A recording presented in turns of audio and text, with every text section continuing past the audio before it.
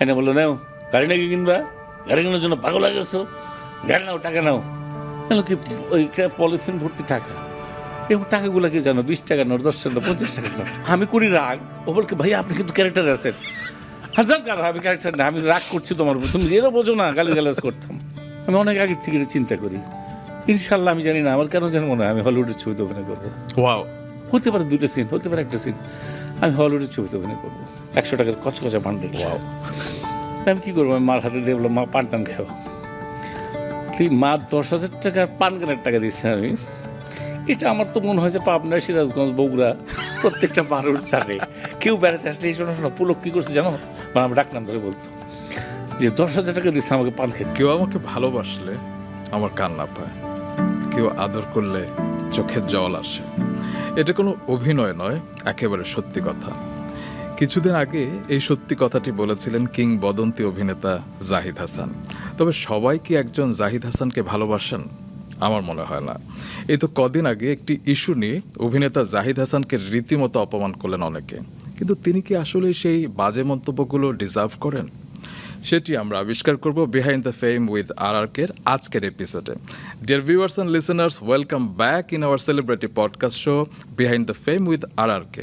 মাছরাঙা television এবং radio দিনরাত 93.6 FM আমরা আমাদের প্রিয় তারকাদের না বলা অনেক গল্প জেনে নিচ্ছি, যা হয়তো আগে আমরা কম শুনেছি বা হয়তো কোনোদিনই শুনিনি। আর আজ আমার guest one and only the Zahid Hasan. Zahid ভাই, আসসালামু আলাইকুম। ওয়ালাইকুম আসসালাম। কেমন আছেন? আমি আছি ভালো।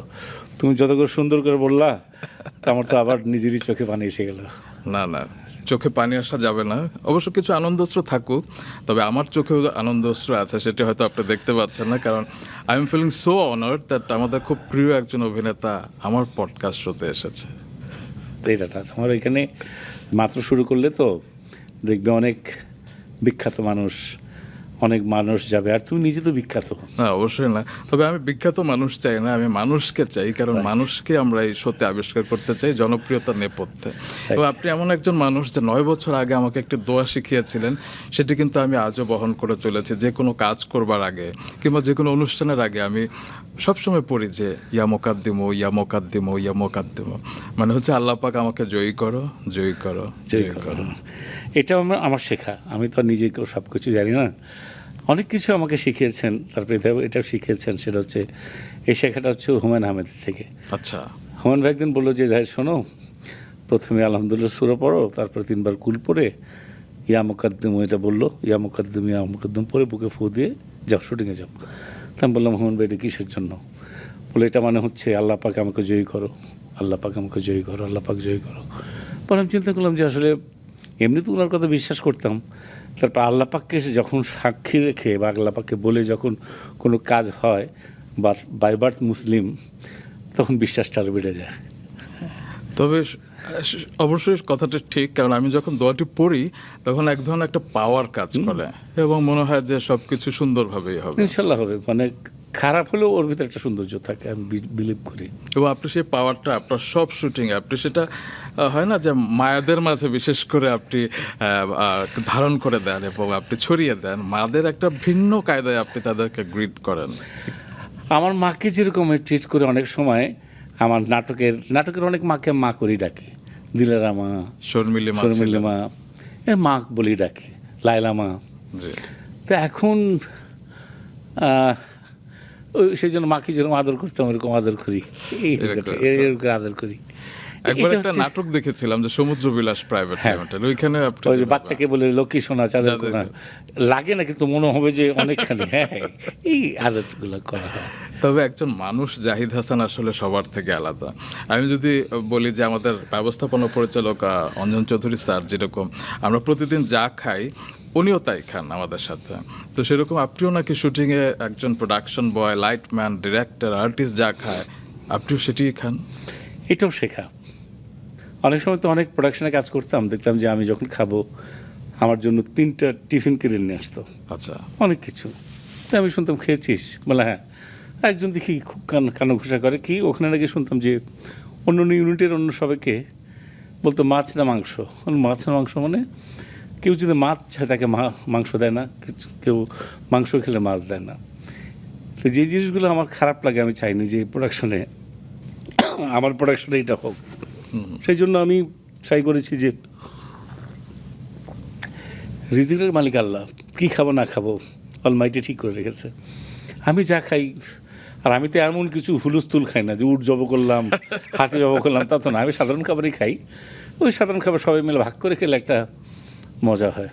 যেহেতু আজকে না পুরো আয়োজন জুড়ে আমরা আপনার এই ইন্টারেস্টিং গল্পগুলো করব, কারণ আপনি একজন আমার কাছে তারকা তো অবশ্যই, তার থেকে বড় একজন মানুষ। হ্যাঁ, তবে আপনি নিজেকে কি মনে করেন? আপনার নামের পাশে যদি বিশেষণ বসাতে বলি, আপনি কি বলতে চান?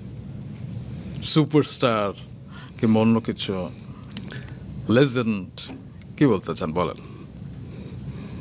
সৌভাগ্যবান বোকা মানুষ। বোকা মানুষ?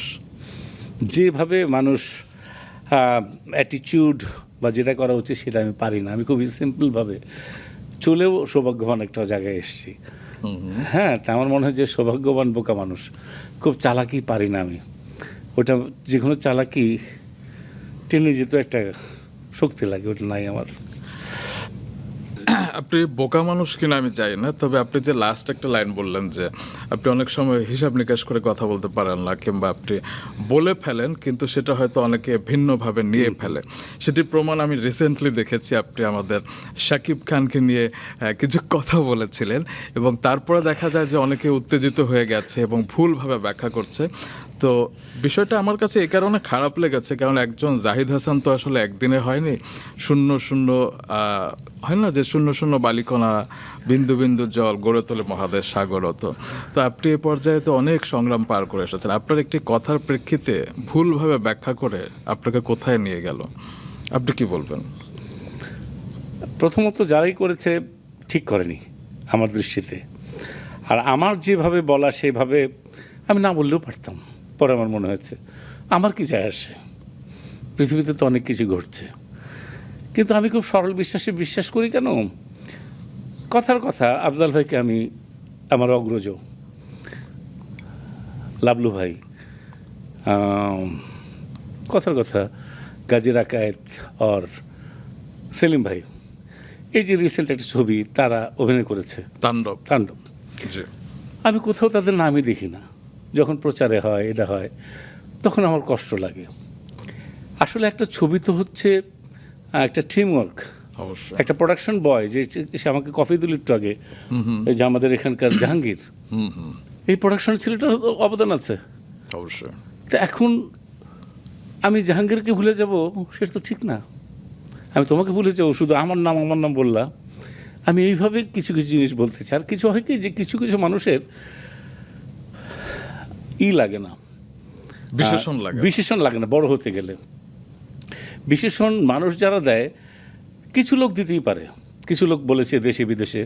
আমার কিছু লোকের চোখ পাল্টি এবং তাদের যে পরবর্তী পদক্ষেপগুলো, এর ভিতর কিছু সিঙ্গার আছে বা অন্য কিছু আছে, তারা এমনভাবে বলেছে এরা সব, এদের আমি চিনি ব্যক্তিগত জীবনে চাটুকারিতা, চেষ্টা করবে যে পরবর্তী তার সাকিবের কোনো ছবিতে জন্য গান গাইতে পারি, কোনো কিছু জন্য পারি, সব স্বার্থ। তখন খারাপ লাগে। তা আমি বিশ্বাস করি আমার যতটুকু খারাপ লেগেছে আল্লাহ পাকেদের এর অনেক গুণ বেশি খারাপ লাগা দিয়ে দেবে, এটা আমি বিলিভ করি। আমি অফ স্ক্রিনে দেখেছি বিভিন্ন সময় আপনি শাকিব খানকে প্রেসই করেছেন এবং শাকিব খানের যে অবদান এই পর্যন্ত, তার যে 26 বছর ক্যারিয়ার, আমার মনে হয় শাকিব খানের কিছু বলা উচিত ছিল। ও মানে যদি শুনে থাকে, কেন শোনা তো উচিত। তাহলে আমার দৃষ্টিতে এটা বলাতে আবার কী হবে যে কেন ওনার কথা শুনবো, আমি তো হালুম না। যত সাবমিসিভ থাকা যায় তত বেটার। আমি তো বড়। তো আপনি যে বললেন না, আপনি হয়তো ভেবেছেন যে এটা না বললেও পারতাম। হ্যাঁ, আমার মনে হয় আপনাদের বলা উচিত, কারণ আপনি তো ভালোর জায়গা থেকেই বলেছিলেন। ভালোর জায়গা থেকে বলার পরে যদি দেখি যে কাদা ছোড়াছুরি হয়, যেটা বলার সাহস পায় না কখনো, 50 বার স্যার বলে বসতে দেয়, তারাও যদি একটা ফালতু কথা বলে তখন খারাপ লাগে। বাই দ্য ওয়ে, নিন্দুকের কথা নিন্দুক। হ্যাঁ, এরা বললাম তো, এরা পরে পস্তাবে। ওই বলে না বহুত পস্তাবি।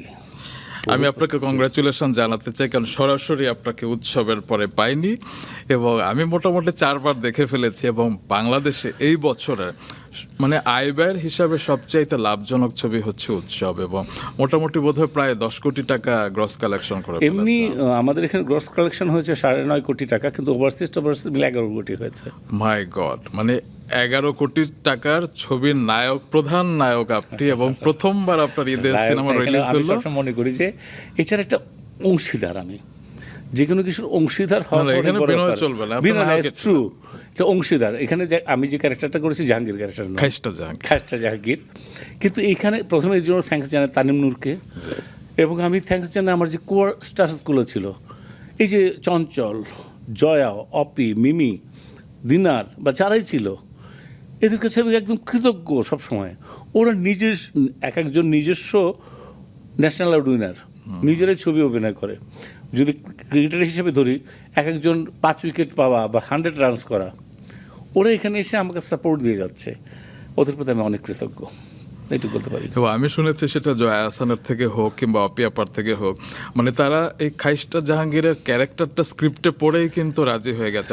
তাদের মনে হচ্ছে যে এরকম একটা ছবি হওয়া উচিত এবং সেই ছবির একটা পার্ট হওয়া উচিত। এটা কিন্তু বড় শিল্পীদেরই একটা হ্যাঁ, এবং এরা কতখানি গ্রেট, এর জন্য তখন না অসম্ভব ভালো লাগে যে আমি তো অনেক ভালো ভালো মানুষের সঙ্গে মিশছি, এবং ব্যক্তিগত জীবনে আমি এদের সুস্থতা চাই, এদের উত্তরোত্তর অনেক বড় জায়গায় যাক সেটা চাই আমি।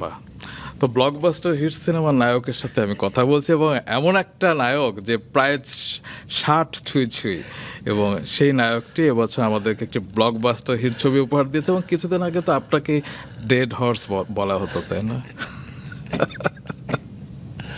যা বলে বলুক, অসুবিধা। কেমন লাগে রিভেঞ্জ অফ নেচার? এটা তো আসলে হয় কি যে আমি যে রিভেঞ্জ নেব ওই মন মানসিকতা আমার নাই, এখনও নাই।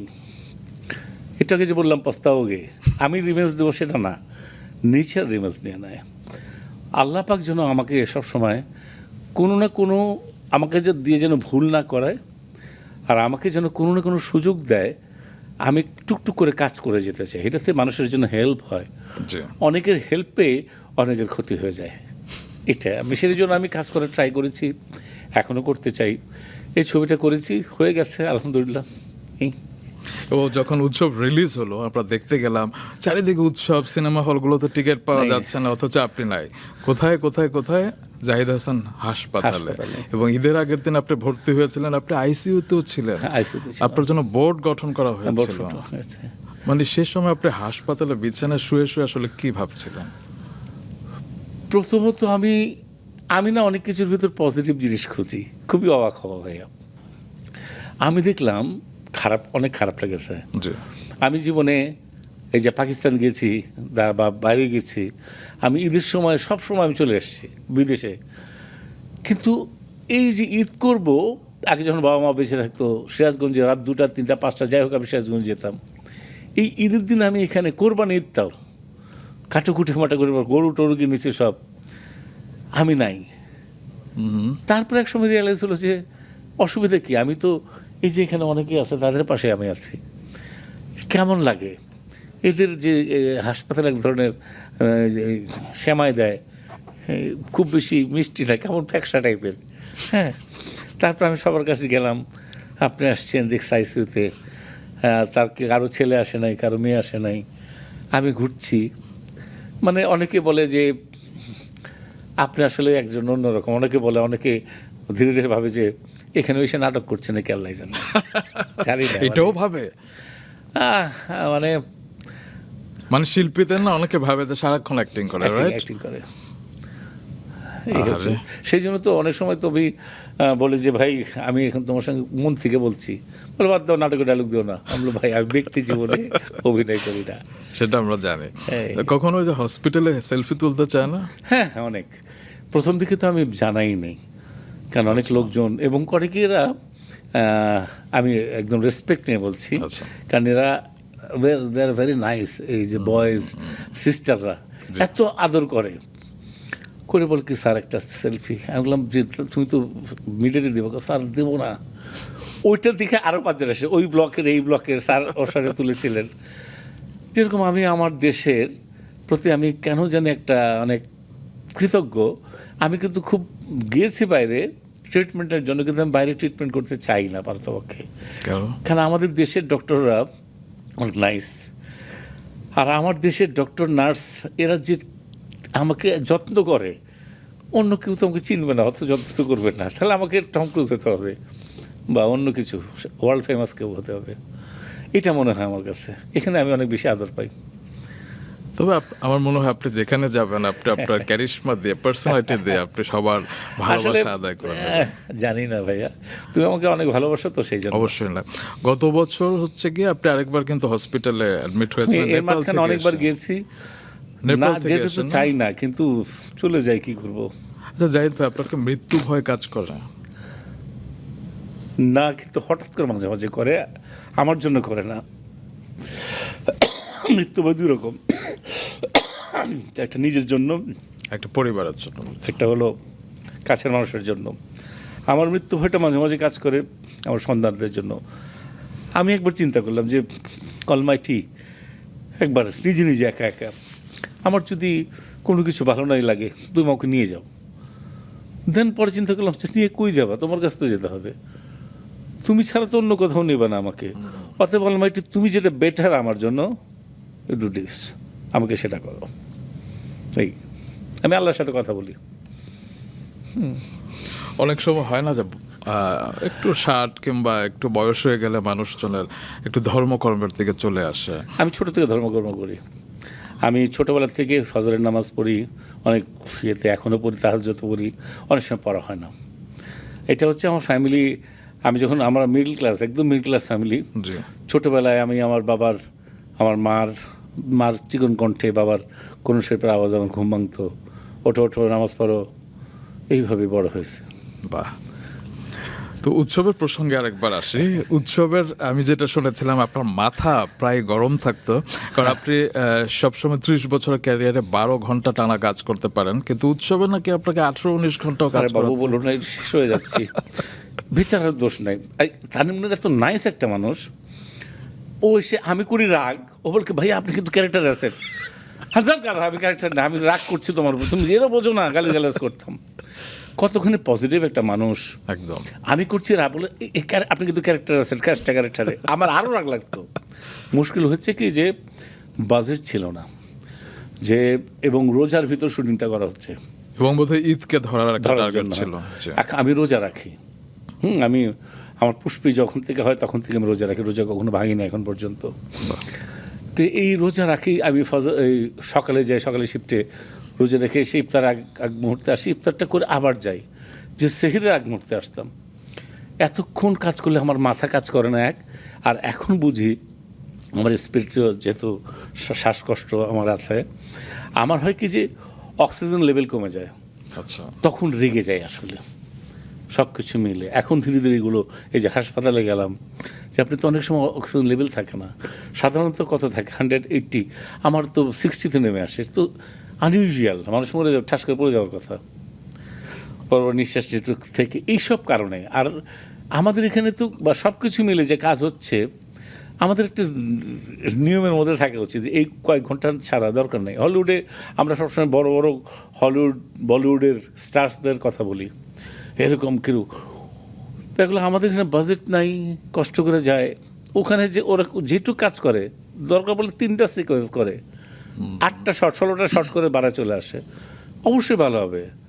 এবং আমি তো বিলিভ করি ইনশাল্লাহ, আমি তো ওয়ার্ল্ডের যত বড় অভিনেতার সামনে নাও না কেন আমাকে, অবশ্যই আমাকে ওটাতেও ইনশাল্লাহ করে চলে আসবো।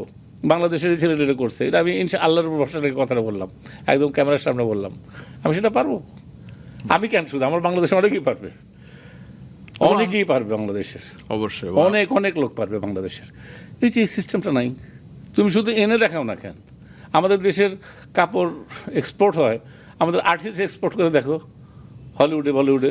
আমিও সেটাই বিশ্বাস করি, কারণ কি বলো, অনেক সময় হবে। আপনি এক উৎসবেই মানে এত ডাইনামিক অ্যাক্টিং করেছেন, একদিকে আপনি খাইস্টার মতো আচরণ করছেন, এবং শেষের দিকে যে আপনার একটা ডায়লগ, মানে কোনো পাষাণবোধ হয়ে ওই সিনে চোখ ভেজে নিতে আর এমন হয়নি যে মা আমি যদি জমিদার হইতাম আমার সব কিছু তোমরা দিয়ে দিতাম।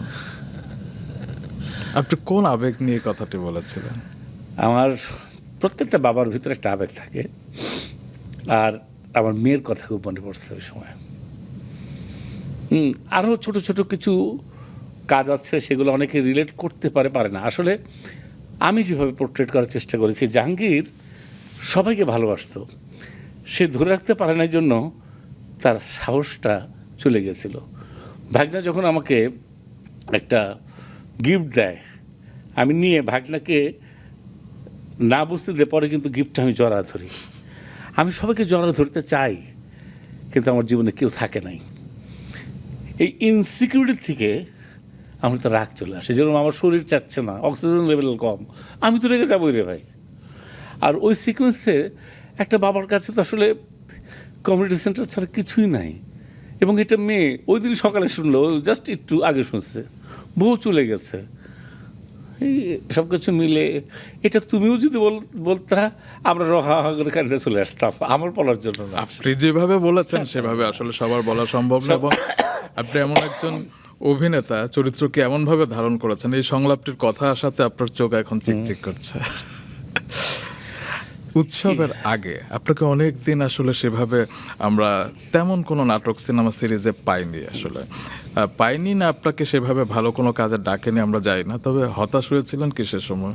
হ্যাঁ, আমি প্রতিনিয়ত কষ্ট পাই, আমি অভিমানী ছেলে, আমার পেট ভর্তি অভিমান, আমার অনেক অভিমান। আমি ছোট ছেলে হওয়াতে বা সবার অভিমান, আমি সবসময় আদরে বড় হয়েছে, কিন্তু আমার মেস লাইফে কাটাইছি, কষ্টের লাইফে কাটাইছি। মানে আমার যে কোনো সব কিছু এক্সট্রিম, ভালোবাসা এক্সট্রিম, কষ্ট এক্সট্রিম, মিডল ক্লাস, জন্মগত সূত্রে মিডল ক্লাস, কিন্তু পেয়ে গেছি সব এক্সট্রিম, বুঝতে পেরেছ? সেটা হচ্ছে যে আমি অভিমানী খুব, অভিমানটা আমার ভিতরে 100বার হতাশ কাজ করেছে। তার ভিতরে এখনও বলছি ভাই, আমি বিলিভ করি যে আমি অনেক আগের থেকে চিন্তা করি, ইনশাল্লাহ, আমি জানি না আমার কেন যেন মনে হয় আমি হলিউডের ছবিতে অভিনয় করবো। ওয়াও, এটা আমি বিলিভ করি, আল্লাহর প্রতি আমার একটা ভরসা। হতে পারে 2টা সিন, হতে পারে 1টা সিন, আমি হলিউডের ছবিতে অভিনয় করবো ইনশাল্লাহ। অনেক আগে এই কথাটা বলছিলাম, আজকে তোমার ইন্টারভিউ বললাম, বাদ কি বাদ, আমি জানি না, এটা আমার মনে হয়।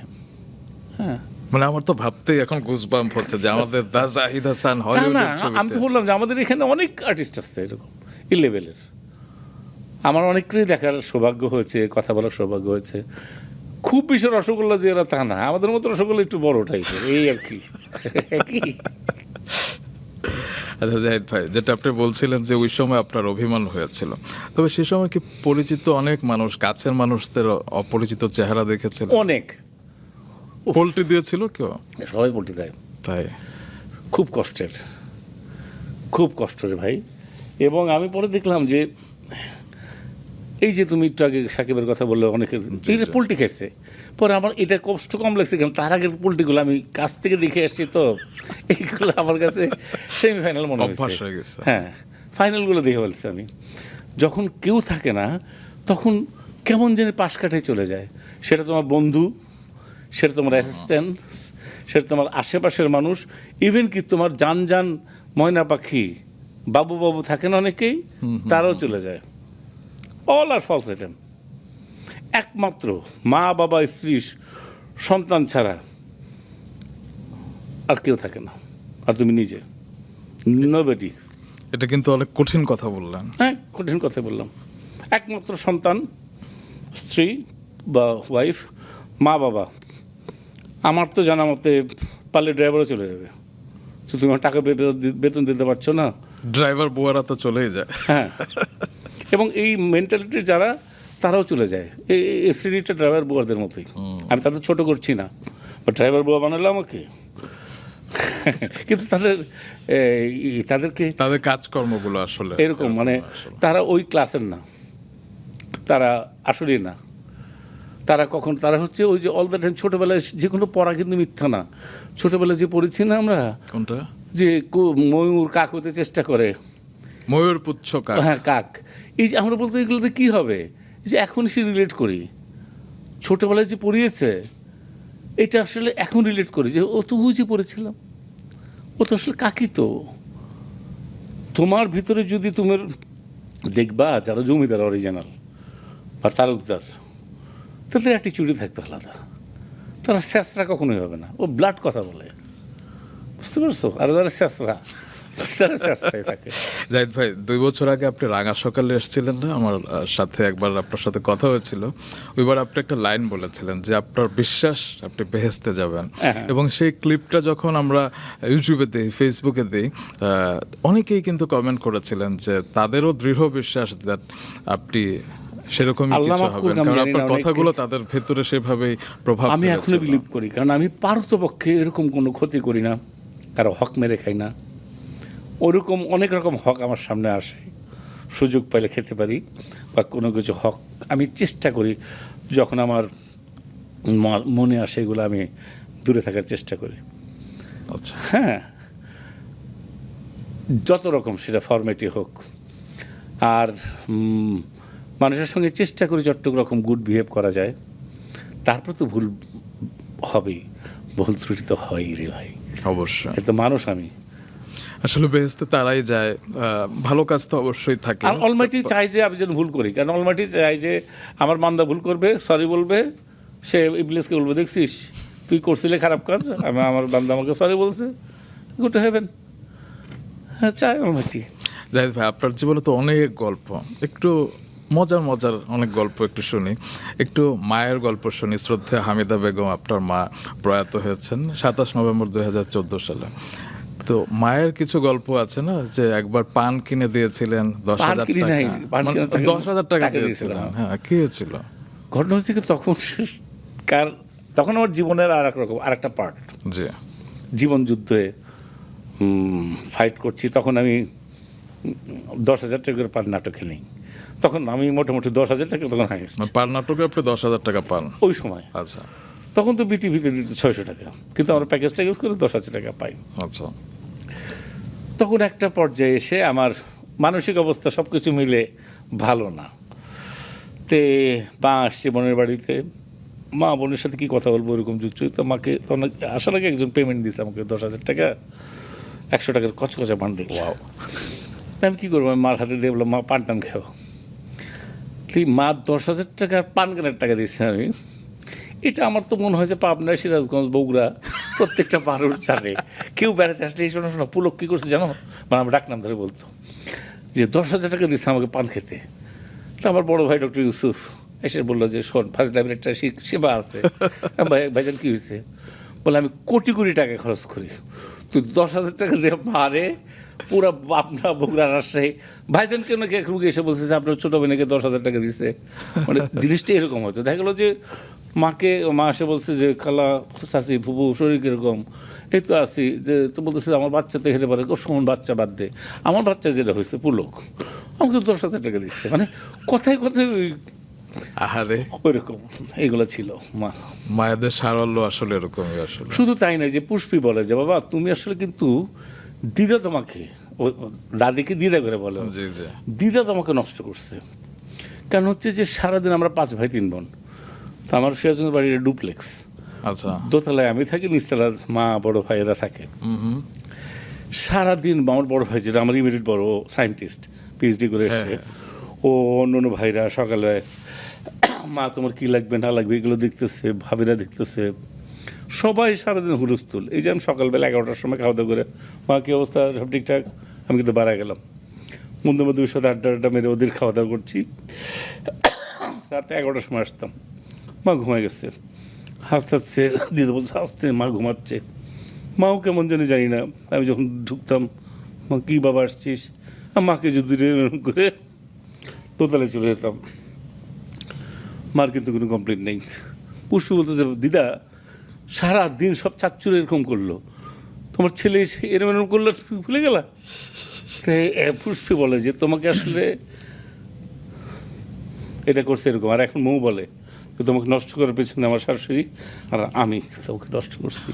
আর তোমার অ্যাটিচিউড দেখে মনে হয় ডাইরেক্ট $9,000 সেকেন্ড নবাব যদি কাউকে রেখে রাখে নাকি আমি। তাই?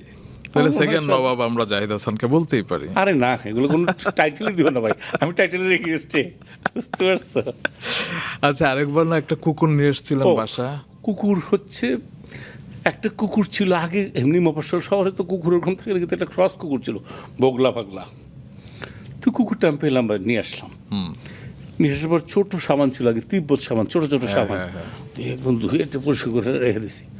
বিশ্বাস করো মান, কুকুরটা সারাদিন চিল্লাচিল্লি হোল নাইট, শীতের দিন, রাত্রিবেলা সকালবেলা দেখলাম মা গজগজ করতেছে, বলতেছে এক কুত্তা নিয়ে পারি না, আর এক কুত্তা নিয়ে আসছে। আর বললো মা একা একটা কুত্তা থাকতে পারে না। তারপরে জানি না কুত্তা দেখে নাই, আমার মনে হয় মা কোনো স্পেসি করছে। আক্কেল মা বলে আমাদের বাসায় আচ্ছা, একজন কেয়ারটেকার থাকতো, তাকে দিয়ে মনে হয় কোথাও পাঠা দিছে। আহারে। আমি কান্নাকাটি করলাম, খাওয়া দাওয়া করি না 2-1 দিন পরে ঠিক হয়ে গেছে। যাই হোক, আচ্ছা, দর্শকরা কিন্তু একটা সিক্রেট জানালো, আপনারা অনেক তথ্যই তো জানে। একটা সিক্রেট আমি আজকে বলে দিই আপনার ব্যাপারে, বললো যে আপনি মশা নাকি মারেন না, আপনার চারপাশ দিক দিয়ে মশা ঘুরঘুর করে, কিন্তু আপনি শুধু তাকিয়ে থাকেন মশার দিকে। এটা কি সত্যি? সবসময় সত্যি না, কিছু সময় সত্যি। আমার না মাঝে মাঝে অনেক রকম পিকুলার জিনিস লাগে। যেমন যেরকম দর্শকরা কেউ জানে না, তুমি আমি মৌকে বলবো না, তুমি যদি মৌ কখনো ইন্টারভিউ আসে মৌকে বললো, বা আমার কাছে ভিডিও আছে, বা তুমি সাব্বির গ্যাসের ভিতরে কেউ গেলে দেখবা, আমি যে বেডরুমটা থাকি লেকের পাশে, ওইখানে 3 বেলা খাওয়া দাওয়া হয়, আলাদা পানি অ্যান্ড ফুড। এই যে আমি যখন খাওয়া দাওয়া করে আসলাম, ওদের জন্য ওর দিলাম। অনেক রকম পাখি আসে, আচ্ছা, পাখি সেরা খায় খেটে, এবং যদি না থাকে, আমি যদি না থাকি চিল্লে চিল্লে ডাকে, হ্যাঁ খটখট করে, এসে কাছের গ্লাসে খটখট করে ডাকে। বিলিভ করবে না আমার কথা ভাইয়া। এটা কিন্তু এখন সব কিছুর ভিতরে বিশ্বাসটা অর্জন করা খুব ইম্পর্টেন্ট। অবশ্যই। এই যে বনের পাখিরা, কাক আসে, পাখি আসে, চড়ুই আসে, কত রকম যে পাখি আসে, এদের জাস্ট একটা আদর দরকার। আমি এদের কিন্তু এই সেদিন বললাম যে বুয়াকে বললাম যে মামা দেই না, বললাম কেন দাস, এটা কি তোরা খাবি? বল না, বলতে এটা তোরা ফেলে দিবি, এটা দিলে অসুবিধা কোথায়? কিন্তু আমি যেটা করি, আমি যে বিস্কিটটা খাই সেই বিস্কিটটাই ওদের দিই। হ্যাঁ, ওরা তো অন্য অন্য কিছু দেয়, কিন্তু আমার খাবার আলাদা, আমি আবার শেয়ার করি। পাখিদের সাথে আমি যা খাই তাই খাওয়াই, এবং ওরা ছিটে পুটে খায়, এবং দেখেছে কী মজা লাগে, ডাকে আমাকে। আমি মনে করি কি যে এই পৃথিবীতে আমি একা জাহিদ হাসান তুমি রহমান একা বাস করার জন্য পৃথিবীতে পাঠায় নাই। অলমাইটি করে কাক, পাখি, কুত্তা যাই পাঠাইছে, সবার অধিকার আছে। এবং শুধু পাখি না, আগে যেটা আমি আগে করতাম, এক সময় এমনি কুকুরকে রাখতে মারতাম, যত বোধ হওয়ার পরে আমি আগে আর গানতে পাখি মারতাম। এখন মারতে যে মনে পড়ে যে ও হয় পুষ্পি, অথবা পুষ্পির কাছে ব্যাক করবে, কোনো সন্তানের কাছে যাবে, অথবা এটা আমি পারি না এখন। এই যে আমার এখানে ঝুটিয়ালা 3-4টা আসে, ও খেয়ে আসে, এবং পরশু দিন দেখলাম যে 34টার মতো, বা এরকম গোনা যায় না, তো এত বেশি গোনা যায় না, 30-34টা, আবার মনে হয় 28টা শালিক আসছে সন্ধ্যার দিকে, বিকেলের দিকে। আপনার বারান্দায়? আমার বেডরুমের জানালার পাশে, বারান্দা না, ওখানে। মাই গড, 34টার মতো, গোনা যায় না তো হুবহু। পিঁপড়া এবং পাখির চুপ গড়তে পারবে না, আজকে উড়ে যার একটা আসে, বোঝা যায় না, মানে 20-25-এর অধিক। তার মধ্যে ডেকে বললাম, দেখছো এরা সন্ধ্যার সময় খেয়ে চলে যাবে, এবং ভোরবেলা আমি তো অনেক সময় নামাজ পড়ি, ফজরের ওয়াক্তে আজান দেয়, দিয়ে আমি দিই ওদের খাওয়াটা। আমি নিজে একটু খাই, বিস্কিট 1-2টা ওদের দিয়ে, পানি দিয়ে আমি করি। ওই সময় ওরা খায় সকালের দিকে। ওরা কিন্তু সারাদিন অনেক জায়গায় চলে যায়, আজকে দুপুরে খাওয়া দিয়েছি, দিকে নাই। আমি ছোটো মেয়েটাকে বললাম, ওরা অন্য পাড়ায় বেড়াতে গেছে, বলে হ্যাঁ মামা এখনও তো আসতেছে না। তারপর দেখি কাক এসছে, এবং একটা পাখির নেচার আলাদা।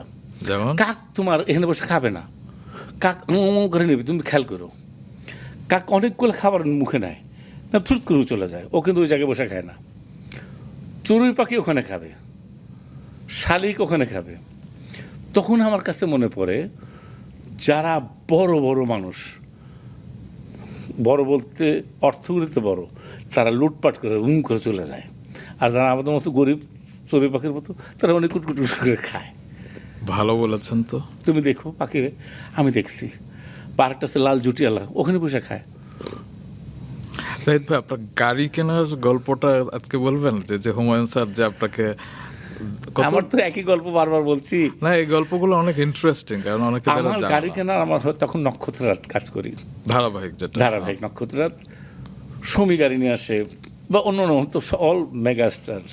সমী আপা ছিল, মিমি আপা হ্যাঁ, ছিল, হাকিম ভাই ছিল। হাকিম ভাই ছিল, তারপরে বিবাহ সমাজ বেড়াতে আসতো, এরকম সবাই গাড়ি নিয়ে আসে। তা আমার তো গাড়ি নেই, হাকিমের একটা ভ্যাসপা, আমার একটা মোটরসাইকেল, বেবি রিক্সাতে আসি। তো এরকম অনেকদিন যাচ্ছে, তো বুলু ভাই একদিন বললো যে একটা গাড়ি কিনিস। হাকিম ভাইকে বললো তুই একটা গাড়ি কিনিস। তা হাকিম আমাকে বলল ভাই, ভাইজান তো বলছে আমাদের গাড়ি কিনতে, চলো যাই। তো খুশি হয়ে গেলাম। তো আমাদের বিকেলবেলা শুটিংটা টাইম অফ, ঘুরে টুরে আসলাম। এসে হাকিম ভাই বুলু ভাইকে বলতেছে ভাই গাড়ি বেশি দুটা, দুটা কই, দুটা 1 লাখ। দুইটা 1 লাখ? দুটা 1 লাখ মানে?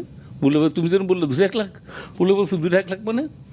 বলছে মহাকালে একটা গ্যারেজে পাবলিকা গাড়ি আছে না, পাবলিকে গাড়ি দুটা পাইছে, রং টং ডেট টেট করে দেবে, দুটো 1 লাখ। বলবে ভাই অনেকক্ষণ ধরে তাকে থেকে বলে যে তোরা তো জীবনে বড় হতে পারবি না, তোদের নজরই ছোট, জীবনের প্রথম গাড়ি কিনবি সেকেন্ড হ্যান্ড, তা পাবলিকা, ভারতের গাড়ি খোঁজ। গাড়ির খোঁজা শুরু হয়ে গেল। ইউনিটে সবাই জানে যে আমরা গাড়ি কিনতেছি। ওমান স্যার নাকি আপনাকে 10 শোনো না, শেষ করি। তারপরে বলে এসে বললো যে আমি বললাম ভাই গাড়ি কিনবো, টাকা কই? তখন বলে বললো যে গাড়ি তো তুই কিনবি, টাকাটা দেবো আমি। এটা শুনে কান্দা এসে গেলো। এইরকম বড় একটা গাড়ি কেনা পিছিয়ে গেল। তো মনে শুনছে গাড়ি কিনবো, দেখলাম একটা পলিথিন ব্যাগের মধ্যে 13 না 14 লক্ষ টাকা। আমারে না 10 লাখ, কত 9 লাখ না 10 লাখ, আমি এক্স্যাক্টলি খেয়াল নাই। এনে বললো নাও গাড়ি নাকি কিনবা, গাড়ি কেনার জন্য পাগল হয়ে গেছো, গাড়ি নাও, টাকা নাও। কি ওইটা পলিথিন ভর্তি টাকা, এবং টাকাগুলো কি জানো, 20 টাকা নোট, 10 টাকা নোট, 50 টাকার নোট। এই লোকটা একদম জাস্ট এটা ইচ্ছা করে এগুলো। এর আগে কী হয়েছে, যখন সবসময় পয়লা বৈশাখে বা এগুলো হতো গিফট কেনার জন্য ডাকতে যাই, দেখো তো কোন পাঞ্জাবিটা নিবা। তো আমি বসে আছি, ডাকতে যাই, জাহিদকে দেখো, গেলাম, দেখো একটা পছন্দ করো। কি? এই ডাকনি খোলো, ডাকনি খোলো, সব সাপ। মানে কোন সাপের সাথে অভিনয় করবে দেখো তো। আজ রবিবার একটা সাপ এর দুইটা আসে না আমার। হ্যাঁ হ্যাঁ, মোহন ভাইয়ের এগুলা গ্রেট মানুষ, একে ওনার বেঁচে থাকা অনেক দরকার ছিল, অবশ্যই অনেক দরকার ছিল। যাই হোক, তারপরে গাড়ি কিনলেন আপনারা? তারপরে আমি গাড়ি কিনলাম, পরবর্তীতে গাড়ি নিয়ে দেখলাম। তো এইগুলা মানুষের, আমার জীবনে যাই কিছু হয়েছে মানুষের আদরে, স্নেহে, সব কিছু মিলে। নিজের যোগ্যতা খুব কম আছে, নিজে একটাই পারি, পেট ভরে অভিমান করতে পারি। অভিমান এবং অভিনয় মানে দুই অভিশাতে আপনি আছেন। যাই হোক, আপনি তো একসময় ধনেপাতা খেতেন না, এখনো নিশ্চয়ই খান না। না, খুব বেশি খাই না। ধনেপাতা খান না, আপনি পাউরুটিও খান না। পাউরুটি খান না, এর পেছনে একটা তুমি আসলে শোনো, পাউরুটি খেতাম কিরকম, আমি মেস লাইফ কাটাতাম। আমি অনেকদিন মেসে কাটিয়েছি, টাকা পয়সা নাই। আমার জীবনে অনেক কষ্টের জায়গায় থাকা আছে। আমি যেরকম 7 স্টার হোটেলে থাকছি, বড় সুইট রুম, প্রেসিডেন্ট সুইট রুমে আল্লাহ পাক আমাকে রেখেছেন। পাশাপাশি আমি একদম ফ্লোরে ইট বিছেও থাকছি। আমি দেখ বেসে লাইফে আমি থাকি, টাকা পয়সা নাই। 88-89 গল্প, বন্যা, হাঁটু, সারা দেশে বন্যা, পাউরুটি কিনে, একটা পাউরুটি কিনি, তখন দাম ছিল কত আমি ঠিক জানি না। সকালে 3 পিস খাই, দুপুরে 3 পিস খাই, গুড় ছিল অনেক সময়, গুড় দিয়ে খাই, কিন্তু পাউরুটিগুলো টক হয়ে যেত, খেতে ইচ্ছে করতো না। তারপর পাউরুটি দেখলেই আমার গা গুলাতো। আর মনে হচ্ছে ব্রিটিশ সকালে পাউরুটি দিয়ে পাউরুটি খেতে পারতাম না, কী করবো বলো, ঘটনা। বাহ, জাহিদ ভাই, আসছে 4 অক্টোবর হচ্ছে আপনার জন্মদিন। তো আপনার জন্মদিনে তো অনেকেই আমরা সারাদিন ফেসবুকে দেখি যে সবাই আপনাকে উইশ করছে, এবং বিশ্বব্যাপী আপনার যারা ভক্ত তারা তো আপনাকে উইশ করে। তবে সেই বার্থডের কথা মনে আছে? 89 সালে আপনি ধানমন্ডির 15 নম্বর মেসে থাকতেন, এবং আপনার এক মেস বন্ধুর আর কি বাবা, ছোট ভাই, বাবা দুলাভাই করে বলতাম, হ্যাঁ মনে আছে। আচ্ছা, উনি মারা গেছেন, ভদ্রলোকটা উকিল ছিলেন। আচ্ছা, সিরাজগঞ্জে যখন আমার জন্মদিন হতো, মা পায়েস, খিচুড়ি, মানে এগুলো রান্না করতো। আমার জন্য একটা স্পেশাল আলাদা রান্না করতো।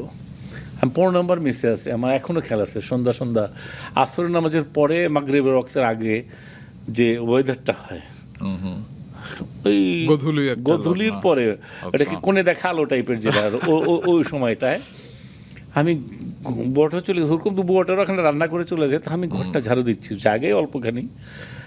তে আমি দুলাভাইকে বলতাম, উনি উকিল ছিল, তো মনটা খারাপ আমার, তো বলছে পুলক তো মন খারাপ কেন? তা বললাম দুলাভাই আমার আজকে জন্মদিন, কেউ উইশও করলো না। ও দুলাভাই খেলা আছে একটা পাঞ্জাবি লুঙ্গি পরা আর স্যান্ডো গেঞ্জি, সে কী জানি এই সে আমাকে জড়ায় ধরলো পুলক তোমার কাছে দোয়া করি আল্লাহ যেন তোমার জন্মদিন যেন সারা দেশবাসী সবাই যেন পালন করে, এই দোয়াটা করি। উনি এটা বলেছিলেন বাহ, 90-91 দিকে। আল্লাহ পাক ওনাকে জান্নাতবাসী করুক। সেই দুলাভাইকে নিশ্চয়ই এখন আপনি মিস করেন কিংবা হ্যাঁ, তার আমি কথা তো থেকে- সঙ্গে সঙ্গে আমি তার চেহারা দেখতেছি, বাহ। হালকা গোপ এরকম ফর্সা মানুষ। সেই সংগ্রামের দিনগুলোতে শুনি আপনি বন্যার কথা বলছিলেন এবং সেই সময় আপনি হেঁটে হেঁটে টিএসসি থেকে রামপুরা ভবনে রামপুরা যেতেন। পর্যন্ত গেছি হেঁটে হেঁটে, এবং মাঝখানে আইল্যান্ড ছিল উঁচা উঁচা, এখানে আসছি। তারপরে না কোনো লাগতো না, জীবন যুদ্ধে যে অভাবের হতে হবে। টেস্টটা আসলে কেমন ছিল? অভাবের হয় না যে অভাবের টেস্টটা তো বুঝি নাই, ওটাই মনে হচ্ছে পার্ট অফ লাইফ। আমার খেয়াল আছে যে আমি একদম ইয়ের ওখানে রামপুরার ওখানে দুই রাস্তার মাঝখানে টেলিভিশন সামনে, যে ওখানে একটু উঁচা জায়গায়, যে ব্রিজ দিয়ে উঠবো তো একটু উঁচা জায়গায়, ওখানে বসে থাকতাম। দেখতাম যে টেলিভিশন থেকে লোকজন বেরোচ্ছে বেবটিক্সে করে, খালেদ খানকে দেখতাম, অন্য অন্য আর্টিস্টদের দেখতাম, আর মনে হতো আমি ওখানে যাবো কবে, এটা মনে হতো। আর আমার কাছে মনে হতো যে এই দিনটা থাকবে না, এটা মনে হয়েছে। মানে আপনি স্বপ্নটা এত স্বচ্ছভাবে আমি এখনো তো দেখেছিলেন, স্বপ্ন দেখি এই দিন থাকবে না, মানে এখনো যে হলিউডে ঝামেলা আছে, অভিনয় করে বলে আপনার চলে যাবে। কিন্তু আমার বলতেছে না যে একদম আমি বিলিভ করি, কিন্তু আমার এটা হবে নট ন্যাচারাল। আমি কিন্তু বিলিভ করি যে এই যে এখন যে নাটক, আমি দুষ্টামি করে বলি অনেক সময়, মাইক্রো করে নিয়ে যায় না, মোবাইলে আসে, যে হেলিকপ্টার থাকবে, আমাদের আর্টিস্ট 5 জন হেলিকপ্টার টিকেট কক্সবাজার যাবে, শুটিং চলে আসবো। তার মানে আপনি বলতে বাংলাদেশে হবে। চাচ্ছেন যে স্বপ্নটা বড় করে দেখতে হয় আসলে। একটুখানি, এবং আমি বিলিভ করি যেটা হবে, আমারও হবে সব কিছু মিলে। তার মানে যে আমার একদম প্রাইভেট জেট হবে, এটা হবে, সেটা না। আমার কন্টেস্ট, আমার দেশটা এতখানি। জাহিদ ভাই, সংগ্রামের দিনগুলোর কথাই একটু বলতে চাচ্ছি, কারণ আপনি বলছিলেন যে আপনি 7 স্টার হোটেলেও থেকেছেন, আবার সেই জায়গা থেকেও আপনি এসেছেন। এবং হয় না যে ইদানিংকালে অনেক আর্টিস্টরা সেই অভাব কিংবা সংগ্রাম দেখেনি বলে হয়তো তারা ক্যারেক্টারটা সেভাবে হয়তো পোর্ট্রে করার সময় ওইভাবে ফিল করতে পারে না। আপনি একসময় যখন রিহার্সাল থেকে ফিরে এসে দেখতেন যে বুয়া ভাত রান্না করেছে এবং তার উপর আমি বলি যে এই যে বুয়া ভাত রান্না করেছে, তো পাতিল যে আছে না, পাতিল ঢাকনাটা উঠে দেখি চিক এখন হেগে চলে গেছে, হাগুটা ফেলে দিলাম। তারপর যে একটা কালো খয়েরি রঙের যে দাগ থাকে, মানে তুমি ভাত কেটে ফেলাচ্ছ, দাগটা থেকে গেছে, মানে এটা তো বিষ একটা। জি এই যে ফেলে এটাও খেতে হয়েছে সাইড দিয়ে। আবার খেলা আছে যে আমি রিহার্সেল দিয়ে আসছি, আমারই মামাতো ভাই, আমারই কাজিন, আমি গার্গল করছি, আমাকে হুমায়ুন ফরিদি হবে, আফজাল হোসেন হবে, টিটকারি মারতো। এটা তখন কি মানে অপমানিত বোধ করতেন নাকি আপনি সব জিত লাগতো, জিত অপমানিত অতক্ষণে মান সম্মানই হয়নি, তখন জিত কাজ করছে। কিন্তু জিতটা বোধহয় দরকার আছে, কি হ্যাঁ, বলেন? জিতটার দরকার আছে, জিতটা কাজ করতো, এবং এরা কিন্তু কেউ দাঁড়াতে পারে নাই। সেই জন্য খুব অডিয়েন্সকে বলতে চাই যে যখন কঠিন সময় আসবে, ফাইট করে যেতে হবে।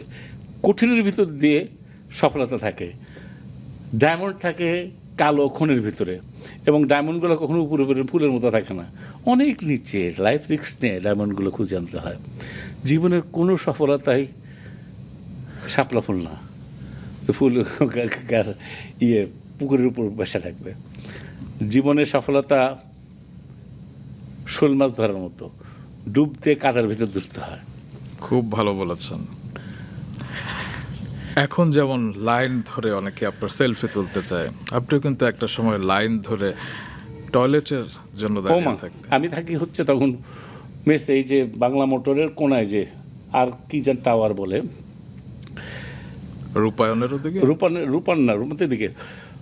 তোমার বাংলা মোটর দিয়ে সোজা চলে গেলা ইয়ের দিকে, এদিকে চলে গেল তো শাহবাগের দিকে, তারপর সামনে যে তিলোত্তমা যে সব টাইলসের দোকান, হাতির পুলের দিকে যেতে গেলে হাতের ডান দিকে টিনের শেড করা ঘর ছিল। কাঁঠাল বাগান না, তার আগেই যে বাংলা মোটর টু ওই যে ওই হাতির পুলের মাঝখানে ডান দিকে যে রাস্তা, ওটা মনে এখন তার এদিকে মনে হয় যে ইফাতরা জায়গা কিনেছেন। ওইখানে আমি থাকি মেসে থাকি। ছোট্ট টেবিল ফ্যান যে আছে, টেবিল ফ্যানের যে খালি মাথাটা উপরে দেওয়া, মানে এত নিচু যে তুমি যে একটু নিচু ফ্যান ঘুরাবা সে জায়গাটাও কিন্তু নাই। প্রচণ্ড গরম লাগতো। 3 জন থাকি রুমে, একজনের ওটা। আমি 2-4টা পর্যন্ত কিন্তু বাইরে এসে বসে থাকতাম, ঠান্ডা হতে আমি শুতাম। ওই মেসে যে নতুন আবিষ্কার করলাম, বুয়া রান্না করে গেছে হচ্ছে প্লাস কলিজা খাবো। তা আমি তো খুশি, কলিজা খাবো। ওমা দেখি কি যে কলিজা সুপারির মতো রান্না কাটছে, কুচি কুচি, 1 পোয়া মনে হয় কলিজা কিনছে। সুপারি যেরকম কুচি কুচি করে কাটে না, আমরা কলিজা কতখানি এতখানি করে খাই, ও বসতো আমরা। জি। ওইটা আবার খাওয়া শিখলাম একটা কি, যে বুটের ডালের উপরে ডিম ভাজি কেটে কেটে দিত। আমরা ডিম ভাজি একটা আস্ত খেতাম না বাসায়, যে কোনো। এখানে হলো অনেকগুলো কেটে কেটে কেটে কেটে দেওয়া। জীবনে বাথরুমে যাবো সকালে, ইউনিভার্সিটিতে যাবো ক্লাস করতে, বা অন্য কাজে যাবো আমার ক্লাস করতে, বা টিভিতে যাব, লাইন ধরে যেতে পারছি না বাথরুম পেয়েছে। এবং বাথরুম প্রেশার যে কত কষ্টের প্রেশার, কি যে ড্রাইভাররা ওখানে, অল ড্রাইভাররা থাকতো মেইনলি। আমরা 2-1 জন স্টুডেন্টস ছিলাম, কারণ টাকা পয়সাই ছিল না, ওখানে থাকতে পারিনি। আচ্ছা, এই প্রসঙ্গে আমার একটু জানার ইচ্ছা যে আপনার বাবা, যেটা আপনি বলছিলেন যে তালুকদার বংশ হচ্ছে সম্ভ্রান্ত একটা বংশ, আপনার বাবাও তো ছিলেন শ্রদ্ধেয় ইলিয়াস উদ্দিন তালুকদার, এবং তিনি একজন কাস্টম কর্মকর্তা ছিলেন। আমি বাইরে পড়াশোনা করতাম ভাইয়া। কোন বাইরে? বাইরে বলতে ময়মনসিংহে পড়তাম। আচ্ছা। আমার ভাইগুলো সব মোটামুটি ভালো পড়াশোনা, তো আমাকে মা বলতো মা মাস্টার্সটা কমপ্লিট করিস। আমি এগ্রিকালচার ভর্তি হওয়ার জন্য বাইরে পড়ছিলাম। না, আমার প্রশ্ন যে আপনারা তো একটা সচ্ছল পরিবার। শেষ করি। জি। পড়ার পর আমি 86-এ চলে যে হচ্ছে ইয়েতে পাকিস্তানে, কাউকে না জানে, ইউনিভার্সিটির পড়া বাদ দিয়ে।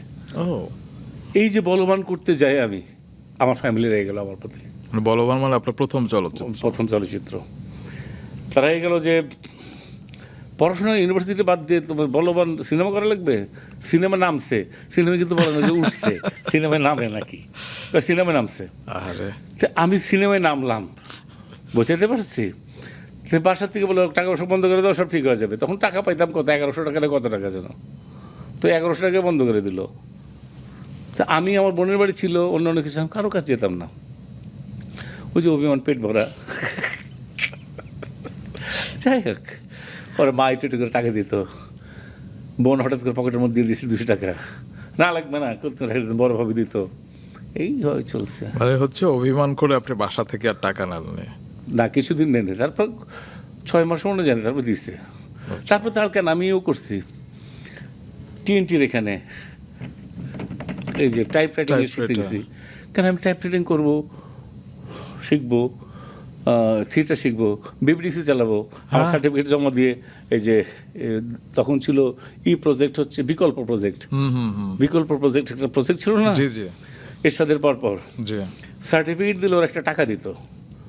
তা আমি চিন্তা করলাম যে আমি বিকল্প ট্যাক্সি চালাবো, বিবিডিসি, সারাদিন চালাবো, সন্ধ্যার পর আমি থিয়েটার করবো। এমনি চালাতো, কিন্তু ওরা অদূর যেতে দেখা নেই। তোমার হাইওটা দরকার। অনেক সময় আমি হাইও বলতে কীরকম, মনে করো যে আমার বাসায় বা তোমার বাসায়, এখন তো কোনো বাসায় একটা গেস্ট আসবে, ফুফাতো ভাই, চাচতো ভাই, ভ্যাস্তা, এসে 3 মাস থাকবে, মনে করো একটা কোচিংয়ের জন্য, কেউ রাখতে চায় না। ফ্যামিলির মতো বলে, কী কই রাখবা, তোমার মেয়ে তো থাকে এখানে, তোমার বউ থাকে এখানে, তোমার মাটা ওখানে পড়ে থাকে, আর একটা বড় বাড়ি দিতে পারো না, অনেক রকম আলোচনা হয়। ওই সময় যদি কেউ এসে বলে কোনো অসুবিধা না, থাকবে এখানে, থাকুক না 3 মাসে, তো এই হাইওটা খুব ইম্পর্টেন্ট লাইফের। ওই সময় যে তারা বলবে হ্যাঁ থাকবে, অসুবিধা কী, আমরা সবাই ফ্লোর করে থাকবো। তুমি আজকে বিদেশে যাবে, কেউ জীবনে আপনারা যারা সেটা হাইও দিন তো পরিবারে বা বন্ধু বান্ধবদের, তুমি একটা ইন্ডাস্ট্রি করবা, ও বলবে হ্যাঁ করবে, অসুবিধা কী, আমরা আছি, কী হবে। আপনার থাকতে হবে বা আমাদের থাকতে হবে সততা, পরিশ্রম, আর আপনাদের বা অন্য সবাইকে থাকতে হবে হাইও, হ্যাঁ থাকবে, করবে, উই আর টুগেদার। এই সাহসটা দরকার, মানে একটা গার্ডস থাকা লাগবে আর কি। গার্ডস না, মানে করো তোমরা, আমরা আছি। আচ্ছা, ফিলিংসটা তো বুস্ট আপ, ফিলিংসটা অনেক খুব ইম্পর্টেন্ট। একদম। আপনি মহসিন হলে থাকতেন না, ঢাকা ইউনিভার্সিটিতে যখন পড়তেন, এবং এমনও শুনেছে যে খাবারের আগে 2 গ্লাস পানি খেয়ে গেছি ভাই। টিএসসি আরে শাহজাহান হল যে আছে, শাহজাহান আর্ট কলেজের যে হল, পিছনে পানি খেয়ে যেতাম, হেঁটে হেঁটে যেতাম। ওদের যে স্টাফ খাওয়া আছে না, শাক দিয়ে মাথা মাথা দিয়ে এগুলো খাইতাম। খাওয়া দাওয়া করে খাওয়ার পরে বিড়ি খেতাম অনেক সময়, টাকা পাচ্ছে। এই সে 4 তলা উঠে হিসু করার পর দিয়ে আবার ক্ষুদে লেগেছে। আহারে, এগুলো দরকার আছে। ওই যে মনে পড়ে গেল হুমায়ুন ভাইয়ের এটা ডায়লগ, বলে কাদের প্রেম সম্বন্ধের তোর ধারণা কি, একটা লজ্জার বিষয়, এটার দরকার আছে বলে না। তো এই কষ্টগুলা দরকার আছে লাইফের। বাহ। আচ্ছা, এক হুমায়ুন থেকে এবার আরেক হুমায়ুনের কথা একটু জানতে চাই, আমাদের প্রয়াত আরেক কিংবদন্তি অভিনেতা হুমায়ুন ফরিদী। এবং আমি শুনেছি যে আপনি যখন মঞ্চে অভিনয় করতেন, তিনি নিচে দর্শক সারিতে বসে আপনাকে ভেঙচি কাটতেন। উনি করতে গেলে তখন উনি তো সুপারস্টার, মানে আমার ফিল্মে তখন ওনার শিডিউল পাওয়া যায় না, রাইট। কিন্তু ওনার থিয়েটারের প্রতি একটা টান ছিল। উনি তো একটা হালুম, ওনার ভিতরে একটা হালুম অ্যাটিচিউড ছিল। তো উনি এসেরকম করে থাকতো। ঠিক প্রথম দিকে তারিক ভাই বলতে, দেখ ডিস্টার্ব করিস না, জাহিদ নতুন ছেলে আসছে, তো গালি দেখো তো ভালো করে, তো গালির গালি দিত। তারিক ভাই বলতো, পরে শুনতো বুলুর ভাই, ও বুলুর ভাই আমাদের, ও ঠিক আছে থাকতো। পরে কথাবার্তা হলো, হ্যাঁ ঠিক আছে, ডোন্ট দিস, এরকম করতো। পরে যখন একটু ইউজড হয়ে গেল, আর বিচ্যুত চলতেছি, হঠাৎ করে থাকতো স্টেজে, যখন অনেক সময় স্টেজে দেখবো যে কিছুক্ষণ পরে স্টেজের লাইটটা অডিয়েন্সকে দেখা যায়, হঠাৎ করে হাতটা শোনা করে বেশি। আমি পরের দিকে আগে দেখতাম যে ফরিদী ভাই আসছে নাকি, হ্যাঁ ভেঙে দিত। এই কন্ট্রোল করে করতাম। পরে দেখলাম যে কী স্ট্যামিনা, কি দেখি পারো না কি, মানে এর গ্রেট মানুষ, একটা জানের মতো মানুষ, একটা বাচ্চার মতো মানুষ। উনিও একটু অভিমানী লোক। ওনার পুরো, আমার তো পেট ভরে অভিমান, ওনার মাথা থেকে পা মতো অভিমান। আসলে শিল্পী মানুষ বোধহয় একটু অভিমানী হয়, আসলে অভিমানী একটা একটা হালুম ভাব ছিল ওনার।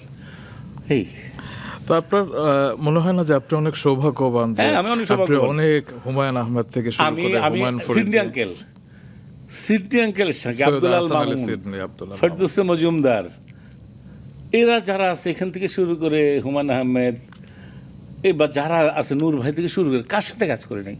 এবং আরেকজনের কথা তো স্মরণ করতেই চাই, আপনি প্রথম অটোগ্রাফ দিয়েছিলেন কাকে? আরেক বিখ্যাত মানুষ, আমার খুবই কাছে শ্রদ্ধেয় আফজাল ভাই। আফজাল ভাই তখন হচ্ছে আমাদের যে বিচ্ছু, আমাদের নাট্যকেন্দ্রের লোগো উনি করেছেন, বিচ্ছুটার টোটাল সব কিছু ইলাস্ট্রেশন উনি করছেন। তো যখন আমার ছবি তুলে দিয়েছিলেন ছোটলু ভাই আলী জাকের, নরতন কোম্পানি, আমাদের সবারই ছবি তুলে দিয়েছেন উনি। যেহেতু নতুন দল হচ্ছে, সবার সহযোগিতা দরকার ছিল। তো ওই সময় আফজাল ভাই যেদিন শো হয়, আফজাল ভাই বললো যে সামনে তো অনেক অটোগ্রাফ দিবা, জীবনের প্রথম অটোগ্রাফটা আমাকে দাও। অনেক সৌভাগ্যবান। জাহিদ ভাই, চা খান, আমরা কথা বলি। আপনি তো 3 বার জাতীয় চলচ্চিত্র পুরস্কার পেয়েছেন, এবং আপনার যে প্রথম জাতীয় চলচ্চিত্র পুরস্কার সেটি ছিল হুমায়ুন স্যারের শ্রাবণ মেঘার্তির চলচ্চিত্রের জন্য। এবং ওইটার একটা গল্প আছে, মৌ আপা আপনাকে বলেছিলেন একটি কথা, তাই না? তুমি তো বলো না, তুমি ভালো স্টুডেন্ট মনে হয় না। মুশকিল হয়েছে কি যে এই যখন ন্যাশনাল অ্যাওয়ার্ডটা তো বড় একটা ব্যাপার, একটা রাষ্ট্র তোমাকে স্বীকৃতি দিচ্ছে। তুই হুমায়ুন ভাই ছবি যখন হয়ে গেছে, সব আড্ডা হয় হুমায়ুন ভাইয়ের ওখানে, তে আমাদের, আমি নাম বলবো না, আমার নাম বলতে খারাপ লাগে মানুষের সম্বন্ধে, তারা কোনো সচিবকে ধরে নিয়ে এসে তাদের সাথে টেলিফোন করছে, এটা করছে ওটা করছে। তো হুমায়ুন ভাই দেখে বললো যে এই তোমার কোনো সচিব টচিব পরিচিত আছে? বললাম তো আছে অনেকেই। বলো তোমার শ্বশুর শাশুড়ি তো অনেক নাম করে, তাদের আছে নাকি দেখো। বললাম থাকবে না কেন, খাবার টেবিলে বললাম যে আছে, বলে অনেকে আছে, মন্ত্রী থেকে শুরু করে সবাই। বললো কেন? ও বললো কেন? বললাম যে হুমলে বলছিল যে সামনে ন্যাশনাল অ্যাওয়ার্ড দেবে, তুই যদি একটু পরিচয় থাকে একটু যদি বলে টলে দিত। তো মোহাম্মদ তাকে দেখে বললো যে পুরস্কারটা কই রাখবা? তখন আগ্রহ নিয়ে বললাম যে কেন, সেলফি রাখবো, এখানে রেখে দেবো। তো পুরস্কারটা যখন রাখবা বাসায়, তো ওই পুরস্কারতে তাকায় তোমার কি মনে হবে? তোমার তো মনে হবে না যে তোমাকে কেউ প্রপোজ করেছে, তুমি লিয়াজ করে পেয়েছো, তুমি তোমার কাজের স্বীকৃতি হিসেবে তো পাও নাই। তাহলে কি মানুষকে দিয়ে বলাটা ঠিক হবে? নাকি এটা আমার জন্য একটা লার্নিং। আমি কিন্তু কখনোই আর চাই বা বলি নাই। জি না কত গেল, দুইবার ক্ষমতা পরিবর্তন হলো। প্রথম দিকে আওয়ামী লীগ গভর্নমেন্ট ছিল, জি আবার বোর্ড শেষ হয়ে গেল, আবার নতুন করে তখন বিএনপির গভর্নমেন্ট আসলো, তখন পেলাম আমরা 99-এর, কিন্তু আমরা পুরস্কারটা পেয়েছি 2001-এ, জি। এই পেলাম।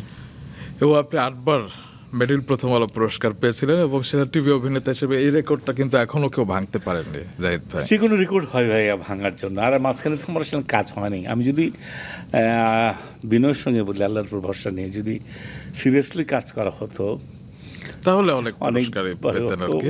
সামনে হয়তো আপনি আরো পাবেন, তারপর চলচ্চিত্র আছে, ওটিটি আছে। আমি জাস্ট টিভি অভিনেতা হিসেবে রেকর্ডটা আপনি ভাঙতে পারেননি। আমি সেই প্রসঙ্গে যাচ্ছি না, আমি যাচ্ছি হচ্ছে 2011 সালে আপনি একবার মেরিল প্রথম আলো অনুষ্ঠান উপস্থাপনা করেছিলেন এবং আপনি সবাইকে হাসি ঠাট্টায় মাতিয়ে রাখছেন এবং অনুষ্ঠান শেষে আপনাকে দেখছি একদম মুষড়ে পড়তে, ঝরঝর করে আমার কাঁদতে। বড় বোন,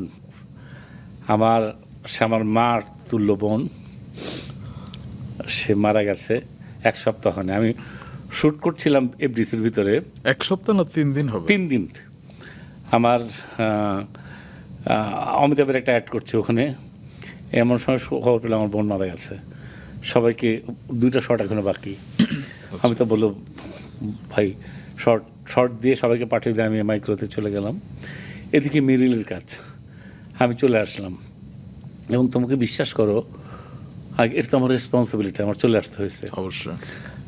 আসার পরে কাজ করছি ঠিকই, স্ক্রিপ্ট করছি ঠিকই, কোথায় যেন ফ্ল্যাশব্যাকটা বরাবর চেহারাটা সামনে চলে আসে, বা অনেক মোমেন্টস মনে পড়ে। অন্য সময় কিন্তু এখন কিন্তু মনে পড়ে না, ওই সময় কেন যেন মনে আসর করতো। মাত্র 3 দিন আগে যেহেতু গেছেন, ওই এই জন্য কি যেন ভুলও হলো আমার কিউয়ে। আর আমার হতো যে কী করছি আমি, যে বোনটা আমাকে মানে গোসল করার থেকে শুরু করে, খাওয়ান থেকে শুরু করে এত কিছু করছে, আর আমি সে মারা গেল, এখানে নিয়ে আসলাম, আমি সেইগুলো করছি। মানে নিজেকে তখন অমানুষ টাইপের মনে হতো। আপনি একজন শিল্পী এবং সমাজগণ। সমাজগণ, রাইট। অবশ্যই। জাহিদ ভাই, ওই গল্পটা একটু শুনি। 15 বছর আগে যখন আপনি নেপালের চিতুয়ানে গিয়েছিলেন কি জঙ্গলে, এবং সেই সময়ের একটি গল্প আছে। আমার গল্প তো সব গল্পগুলো খুব গল্প। ইন্টারেস্টিং এবং গল্পগুলো খুব ইন্সপিরেশনাল। চিতুয়ানে গেছি আমি, আমার একটা বন্ধু সনেটের ওয়াইফ মিঠু বলে একজন মিঠু গিয়েছিলেন? হচ্ছে আমার ভাইরা। আচ্ছা। আর মিতি যে ছিল মিতুর হাজব্যান্ড। আচ্ছা জারিফের জন্মদিন ছিল ওই সময়, জানুয়ারি মাসের 10-11 তারিখে।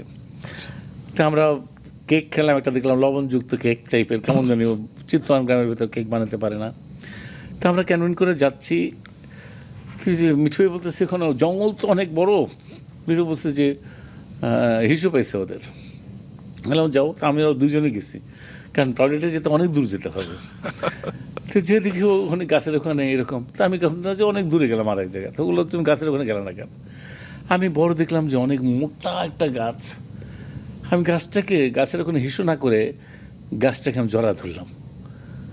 ওদের ফিল করলাম যে মিঠু ভাই যেহেতু ওখানে হিসু করছে, আমি ভাবছিলাম যে কেন এই গাছটা কত ঝড় বাদল, কত চাঁদ চেঞ্জ হয়েছে এর উপর দিয়ে, কত বৃষ্টি, কত বরফ, কত রোদ, সে সয়ে গেছে স্টিল দ্বারা থেকে।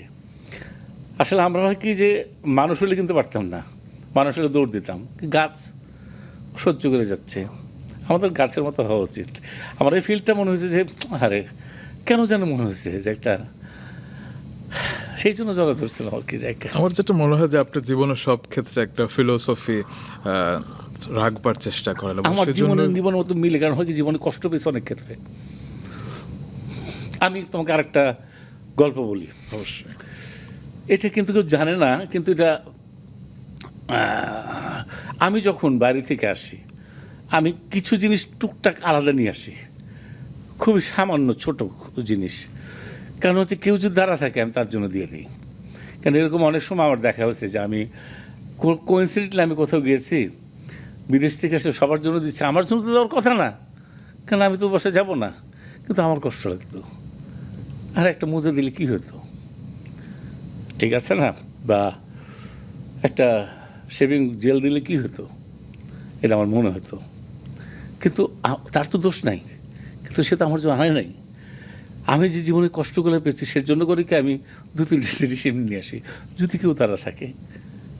এই হচ্ছে ঘটনা।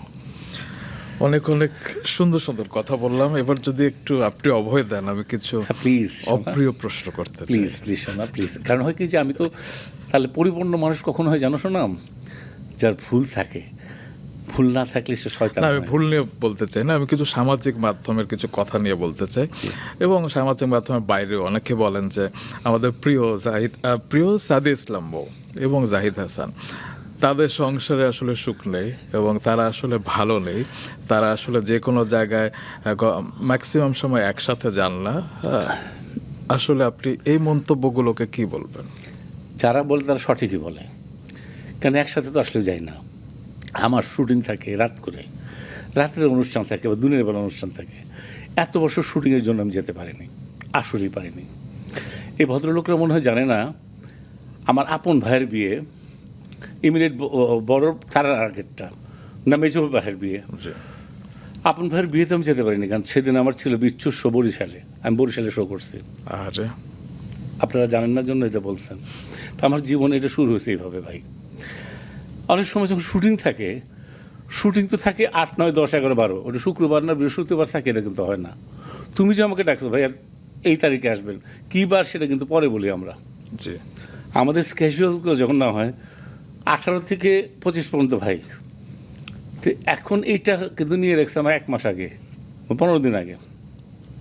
তো হঠাৎ করে কারো বাসায় দাওয়াত 3 দিন আগে জানি, 5 দিন আগে জানি, আমি আসবো কীভাবে ভাই? আর যারা আমাদের নেয় হয় আখের ছোবরার মতো বানানো নেয়। এক, এটা হলো এক। আর সেকেন্ডলি পরবর্তীতে এখন যখন হয় কোনো ক্লাবে চলে যাই, বাইরে যাই, ওখান থেকে উঠে আড্ডায় চলে যায়, আসতে ইচ্ছা করে না। এটা ট্রু। তার মানে যে অন্য কিছু বলে দেখে না, সেটা ট্রু। মাঝে মাঝে যাই, আর উনি যখন থাকেন না তখন মনে হয় যায়, কারণ আল্লাহর রহমতে 2 গাড়ি আমাদের, উনি এক সময় যায়, আমি আর এক সময় যাই। বাট এটা কি ট্রু যে আপনারা ভালো আছেন? আলহামদুলিল্লাহ রে সোনা, এটা তো এটা আসলে তাদের প্রশ্ন, আমি আমার ব্যাখ্যাটা পরে দিচ্ছি। তাদের প্রশ্ন কি যে কিছু ওই যে কিছু লোক তো থাকেই, বুঝতে পারছো না? তারা হলো কি যে সমাজের কিছু আছে, এগুলো বললে মানুষকে ছোট করা হবে, জন্য বলতে চাচ্ছি না আমি। কিছু ক্লাবই থাকে এরকম, এরকম তারা থাকে। ক্লাব বলতে হচ্ছে যে দেখবা যে তাদের আনইউজুয়াল ক্লাব, অ্যাভারেজ ক্লাব না, আনইউজুয়াল ক্লাব থাকে। তারা এরকম কিছু একটা বাইর করা লাগবে, জন্য বের করে। তবে কথাটা যে ভুল সেটার আমি কিছু প্রমাণ দিতে চাই। আমি যে 2 বছর আগে রাঙা সকাল করেছিলাম আপনার সাথে, এবং সেই সময় যে আপনি একটা কোটি পরে এসেছিলেন, সেটি মোয়া পাতার শাড়ি কেটে, জামদানি শাড়ি কেটে আপনার জন্য বানিয়েছিল। এবং আপনি যখন অসুস্থ থাকেন হসপিটালে, আমি কিংবা আমরা যারা অনেকেই মোয়াপার কাছ থেকে খবরাখবর নেই, এবং উনি যে কী লেভেলের কেয়ারিং আপনার ব্যাপারে। এবং উনি বলেছেন যে জাহিদ তো একটা খোলা বুক, হ্যাঁ, এবং ওকে যে কেউ পড়তে পারে, এবং উনি এত অসাধারণ একজন মানুষ। আমি তো বলি যে আমি আসলে মানুষ কীভাবে নেবে জানি না। আমি আসলে মার মতো একটা বউ পাইছি। মা যেরকম আদর করে, টেক কেয়ার করে, মাঝে মাঝে বিরক্ত হয়। এখন অবশ্য বিরক্তই বেশি হয় দেখি, বুঝতে পারছো? ওই বিরক্তির ভেতরে কিন্তু ভালোবাসা থাকে। এবং আরেকটা কথা বলি আপনাদের জন্য, আমি কি মৌ জীবনে কখনো রান্না করতে শেখে নেই, মাছ তো করেই শেখে নেই। এখন আমি কি রান্না করি সব সে রান্না করে। মোর একটা আলু ভাজি আছে, আলু ভাজি রান্না কিন্তু মনে হবে খুব ইজি, আলু ভাজি রান্না কিন্তু ইজি না। আলুর সাথে আলু লেগে থাকে, আটকে থাকে। আলু ভাজিটা যখন প্রত্যেকটা আলু আলাদা আলাদা থাকবে, ঝকঝরা চরচরা থাকে, কিন্তু ওর সব টেস্ট মজা। মোর আলু ভাজিটা খুব সুন্দর হয়, মাছ রান্না সুন্দর হয়। আমার জন্য বেচারি রান্না করে এগুলো। বাহ। পটলের দোলমা থেকে শুরু করে ধোঁয়া গোশ, মাঝে মাঝে 2 ভাবে রান্না করে, একটা ধনেপাতা ছাড়া, আবার টেবিলে 2 রকম থাকে। ইউ আর রাইট, একটা ধনেপাতা দেওয়া আর ধনেপাতা ছাড়া। আরে পরে অনেক সময় আবার করে কি যে ভেবেছি আমি খাবো না, বলে দিচ্ছে খাবো না, তো ওরা সব মিলে তো ধনেপাতার ভিতরে ফেলে দিচ্ছে। ওরা যেটা খাবে এটা সঙ্গে নিয়ে ধনেপাতা দেওয়া তো কোনো ব্যাপার না, দিয়ে ধনেপাতা দিচ্ছে। আমার ওটা কই তুমি না বলেছে খাবো না। আমার তো মজা হয়েছে, পটলের দোলমা, ওর ভিতরে পটলের ভিতরে চিংড়ি মাছ থাকেছে। আবার এই যে দিয়ে দিই এরকম, তুমি খালি কি হয় আরে এইগুলো চলে। টিপিক্যাল কিছু কথা থাকে না যে দুই তারকা একসাথে সংসার করলে ব্যক্তিত্বে সংঘাত হয়, ইগো ক্ল্যাশ হয়, এইগুলা হয় না? কারণ হচ্ছে সে গুড হিউম্যান বিং আমার চেয়ে, তো সে ক্লাস হবে কেন, একটা সাউন্ড গুড ফ্যামিলির গুড হিউম্যান বিং। আরেকজন অভিনেতার কথা বলতে চাই, মানে আপনি যেমন হুমায়ুন আহমেদ স্যারের অনেক কাজ করেছেন, তিনিও কাজ করেছেন, আমাদের আরেকজন প্রিয় অভিনেতা মাহফুজ আহমেদ। কিছুদিন আগে আপনাদের নিয়েও একটা বেশ খবরের শিরোনাম হয়েছিল, আপনি লাগে খাসি জবাই করে হুমায়ুন স্যারকে রাজি করিয়েছিলেন আমার আছে জল করবার জন্য। এগুলো আসলে কি শুনলে হয় কি তাই? যে তখন হয় কি যে আমাদের কাউকে ছোট করতে আমার খারাপ লাগে, প্রথমে বলছি। মাহফুজ কিন্তু অনেক বড় একজন অভিনেতা, জি, ও অবশ্যই। নিজেকে ছোট কেন করছে নিজে বুঝি না। হ্যাঁ, আসলে হয় কি যে ও হুমায়ুন ভাইকে ঠিক মতো চেনে নেই। হুমায়ুন ভাই এমন লোক খাসি দিলে ক্যারেক্টার দেবে? তাহলে ও এত বছর যা পাইছে, কি খাওয়াই পাইছে, আসলে ও ওর মতো চিন্তা করেছে। বা এই যে ক্যারেক্টারগুলো অন্য সারাদিন, তাহলে আমার খাসির খামার দেওয়া উচিত আমার মনে হয় আউট অফ দ্য ব্লু বলে ফেলেছে, আমার মনে হয় উনি না। নিজেও পরবর্তীতে সেটা দেখলাম মাপও চাইছে, কান ধরে উঠবোস করে মাপ জয়ের একটা জায়গায় এসে মাপ চাইছে, আমাকে ফোন করছে, আমি আর কথা বলিনি। আগে ভাবতাম নিজের একটা ছেলে ভুল করছে, এখন দেখলাম নিজের ছেলে তো না, নিজের ছেলে থাকলে কথাটা বলতো না। তৌকির ভাইয়ের সাথে আপনার লম্বা সময় ধরে আমরা শুনেছি যে একটা কোল্ড ওয়ার ছিল, আপনারা একসাথে বসতেন না, তকির ভাই কথা অনেক বলতেন অনেক না। অনেক জেনুইন লোক, ভদ্রলোক। কিন্তু শিক্ষিত রিসেন্ট লোক। টাইমসে হয়তো আপনাদের সম্পর্কটা ঠিক হয়েছে, এরকম কি রিসেন্ট না, কিছু? রিসেন্ট না, যেরকম আমি তো তকির ভাইয়ের ছবিতে হালদাতে আমি হালদাতে। ন্যাশনাল অ্যাওয়ার্ড পেলাম, জি, আমাকে ফাজলামি করে বলছে তকির ভাই কি অভিনেত্রী শিখে গেছেন দেখি। এখন যখন তকির ভাই সবাইকে আমাকে ডেকে বলতো যে জাহেদ আপনি একটা কাজ করেন, মোশারফ, তিশা এদের তো বকা দিত, এরকম পারলে ওরা রাগ করবে, ওরা সবাই আপনি দিক টাকা থাকবে। বললাম জি। বলে আপনি একটু কষ্ট করে সকালে উঠেন তো ভাই, আপনি যদি উঠে যান তো ওদের তো ডাকে কোনো ব্যাপারই না। আমার আপনার কাছে আমার এটাই রিকোয়েস্ট, তকির ভাইয়ের সাথে এটা আছে আমার গোপন কথা। তো তকির ভাই এসে বলতো, চা পাঠা দিত, আমি সকাল সকাল উঠে যেতাম। তো মোশারফ গাইগি করতো একটু সকলের খুব যাইতে উঠতে, এখন খুব বস উঠলে আর আমার কি হয় কি যে ওদের একটা পেট। তিশা এসে বলতো আপনার তো সকালে ওঠার দরকার কি, রুনা বলতো। তো এখন হচ্ছে কি যে আমি উঠে যেতাম সকালে, তকির ভাই আমাকে বলছে। এরা ভালো আমি মনে করি, হাকিম ভাই ভালো মানুষ, সেলিম ভাই ঘাউ করলে ভালো মানুষ, আদর করে। সেলিম ভাই দেখো অনেক সময় অনেক ফাউল কথা বলে, কিন্তু তুই এরকম এরকম বলে, কত নাইস। মিডিল বাংলাদেশে হাত পা বান্ধা কিছু ওই কোন জায়গায় সে আমাকে খাওয়া দিতেছে। হাকিম ভাই আমার যেহেতু সিরাজগঞ্জের আঞ্চলিক ব্যাপার স্যাপার থাকে, হাকিম বাবু সাহেব খাট খাট কাট, তুই চাহিদা এটা আবার ওইভাবে বল, এটি তো হবে কোয়ার্টিস্ট, অবশ্যই অবশ্যই। এটি তো হবে ভাই, এটি তো হবে বন্ধু। এ কি বলবে যে ছাগল কেটে দিচ্ছে, কী রে ভাই, এগুলোর মানে ক্লাসটা খুবই নিচু ক্লাস, বলতেও খারাপ লাগে রে ভাই। আমি বলতে চাইনি কিন্তু অনেক কথা বলে ফেললাম। জাহিদ ভাই, এবার আপনার প্রেম নিয়ে একটু কথা বললে, যদি অভয় দেন। তুমি তো অবৈধ অবৈধ দিয়ে তো সবই বলে ফেলছো। মানে বিয়ের আগে তো আপনার প্রেম ছিল অবশ্যই, সেই কথাগুলো তো আমরা জানি, পত্রিকায় পড়েছি, তবে কেন প্রেম ভেঙেছিল সেটা আমরা আজও জানি না। আসলে হয় কি যে প্রথমত হচ্ছে যে এইটাই মনে হয় প্রেমের একটা বিউটি। দেখো অনেকদিন পরে এসে আলোচনাটা হচ্ছে, কারোর নাম তো বলা হচ্ছে না, তার নামও বলতে চাইছি না, জি। তুমি বা আমি বা অনেকেই বুঝতে পারছে। আসলে আমরা দুইজন দুই ফ্যামিলির থেকে উঠে আসা, দুজনের বেড়ে ওঠা দুই রকম। আর আসলে তার সম্বন্ধে এমনি খামাখা বাইলে এরকম বলাটা, তাকে ডিসরেসপেক্ট করা হয়। সে যদি অনেক খারাপ কিছু করে, আসলে আমি তো তাকে ভালোবেসেছিলাম এক সময়, ওয়ান্স আপন এ টাইম। আমি কোনো ফালতুরে ভালোবাসি সেটা আমার চিন্তা করতে আমাকে ছোট করা হয়, আমি সেজন্য সেটা করতে চাই না। আলহামদুলিল্লাহ, সে ইজ ভেরি নাইস লেডি, ভালো আছে, ভালো থাকবে, ফালতু না, এটুকু বলতে পারি। কিন্তু হয় না যে আমরা রিসেন্ট টাইমসে দেখি অনেকে সম্পর্ক ভেঙে যাওয়ার পর একসাথে কাজ করে, কিন্তু আপনাদের এত অসাধারণ একটা পর্দা জুটি ছিল, কিন্তু আপনারা একসাথে পরে আর কাজ করেননি। আমরা তো মিস করি সেই জুটিটাকে। কারা করা হয় না কাজ, তো যখন কাজ তো এককভাবে করা যায় না। দেখা গেলো আমার কাছে এসছে, তার পছন্দ হয় না, আর আমরা দুজন ছোটোখাটো যে লেভেলের আর্টিস্ট, কাউকে না কাউকে বড় ছোট দিতে হবে, তবে তখন আমরা তো সুপার সেন্সিটিভ হয়ে যাব, বা কী হবে জানি না, কখনো আসেনি বা মানুষই মনে হয় চায়নি, সব কিছু মিলে আপনার পরিবার বিষয়টাকে কিভাবে দেখে? নাইসলি দেখে। মাশাআল্লাহ। কারণ হচ্ছে পরিবার বলে যে বড় আপার এটা দেখলাম ফাজলামি করে, আমাকে লেগ পুলিং করে অনেক সময়। এবং একদিন এটা বলা কি ঠিক হবে কি না হবে জানি না, আল্লাহ মাফ করুক, বা আল্লাহ মাফ করে দেখ যারা শুনছো, বা যার উদ্দেশ্যে বলছে সেও মাফ করে দেখ। একদিন হঠাৎ করে মো বললো যে এগুলো একটু যত্ন করে রাখো, এইভাবে রাখো কেন? দেখলাম অনেকগুলো চিঠি, সে আবার গুছিয়ে রেখে দিল। একটা দুটো মনে পড়ছে, একটা পরও করতে অসুবিধা নেই, পুষ্পে পড়িস।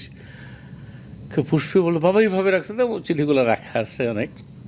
মানে আপনার প্রেমপত্রগুলো এখনো বাসায় আছে? আছে। ওকে।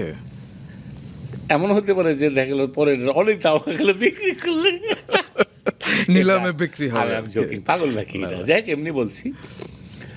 বা ছিঁড়ে ফেলা হয় নাই বা কোনো কিছু হয় নাই, আছে যেহেতু, ছিল যে সেটাই ভুলে গেছিলাম আমি। তবে হয় না যে সেই সময় সম্পর্কগুলো এমন, আপনারা এখনো পরস্পরকে রেসপেক্ট করেন, কিংবা পরস্পরকে রেসপেক্ট করে আপনারা চান যে পরস্পরের সংসার যাতে ঠিকঠাক ভাবে থাকে, ভালো থাকে। এটাই কিন্তু রিলেশনের বিউটি। হ্যাঁ, এবং সেও চাই সেটা। সে আমাকে বলছে একদিন যে এক জায়গায় আমাদের দাওয়াত, পারতপক্ষে আমি কথা বলি না, কেউই কথা বলি না আমরা, বিভিন্ন পার্টিতে তো দেখা হয়েছে, দেখা হলে পারতপক্ষে কথা বলি না আমরা। আচ্ছা। হঠাৎ যদি দেখা হয়, হঠাৎ, এটা মানে কোনো কথাই বলা হয় না, 100 দিনের মধ্যে 99 দিন কথা হয় না, একদিন যদি কথাও হয়ে থাকে। একদিন আমাকে বলছে যে আমি কিন্তু ওরে খুব আদর করি, ওকে ভালো রেখো। আমি আসলাম। খুব চমৎকার। আমরা আসলে সবাইকে অনেক রেসপেক্ট করি, অনেক ভালোবাসি। এবার ব্যক্তি জাহিদ হাসান আরো কিছু কিছু দিকে আবিষ্কার করতে চাই। একটু আগে মোয়াপার রান্না নিয়ে বললেন না আপনি? আমি জানি আপনি A to Z সবই রান্না করতে পারেন। পারিস ভাইয়া, ওয়াও। এটা পারে হচ্ছে দুঃখে মানুষ শেখে, বুঝছো? যখন মেসে থাকি, টাকা পয়সা তো নয়, তো মেস বাড়িতে অনেক সময় হয় কি যে আমি ঘরে থাকি, আমরা 3 জন মিলে, ওই রুমে 2 জন, 15 নম্বর একটা মেসে থাকি। তোরা খুলনার ওই জায়গার ওদিকে ছিল, পটুয়াখালী এদিকে, চিংড়ি মাছ জি। আমাদের কি জানি রান্না। পরে বললাম দেখেন নতুন করে রান্না করি, পেঁয়াজ টিয়াজ দিয়ে আলাদাভাবে রান্না করে, এইভাবে রান্না করা, এই ভাগযোগ করে গল্পটা বলে, তাহলে আইটেম 3টা হয়ে গেল। পেঁয়াজ দিয়ে মাথাটা আলাদা করলাম, চিংড়িটা আলাদা হলো, আমাদের করলাম।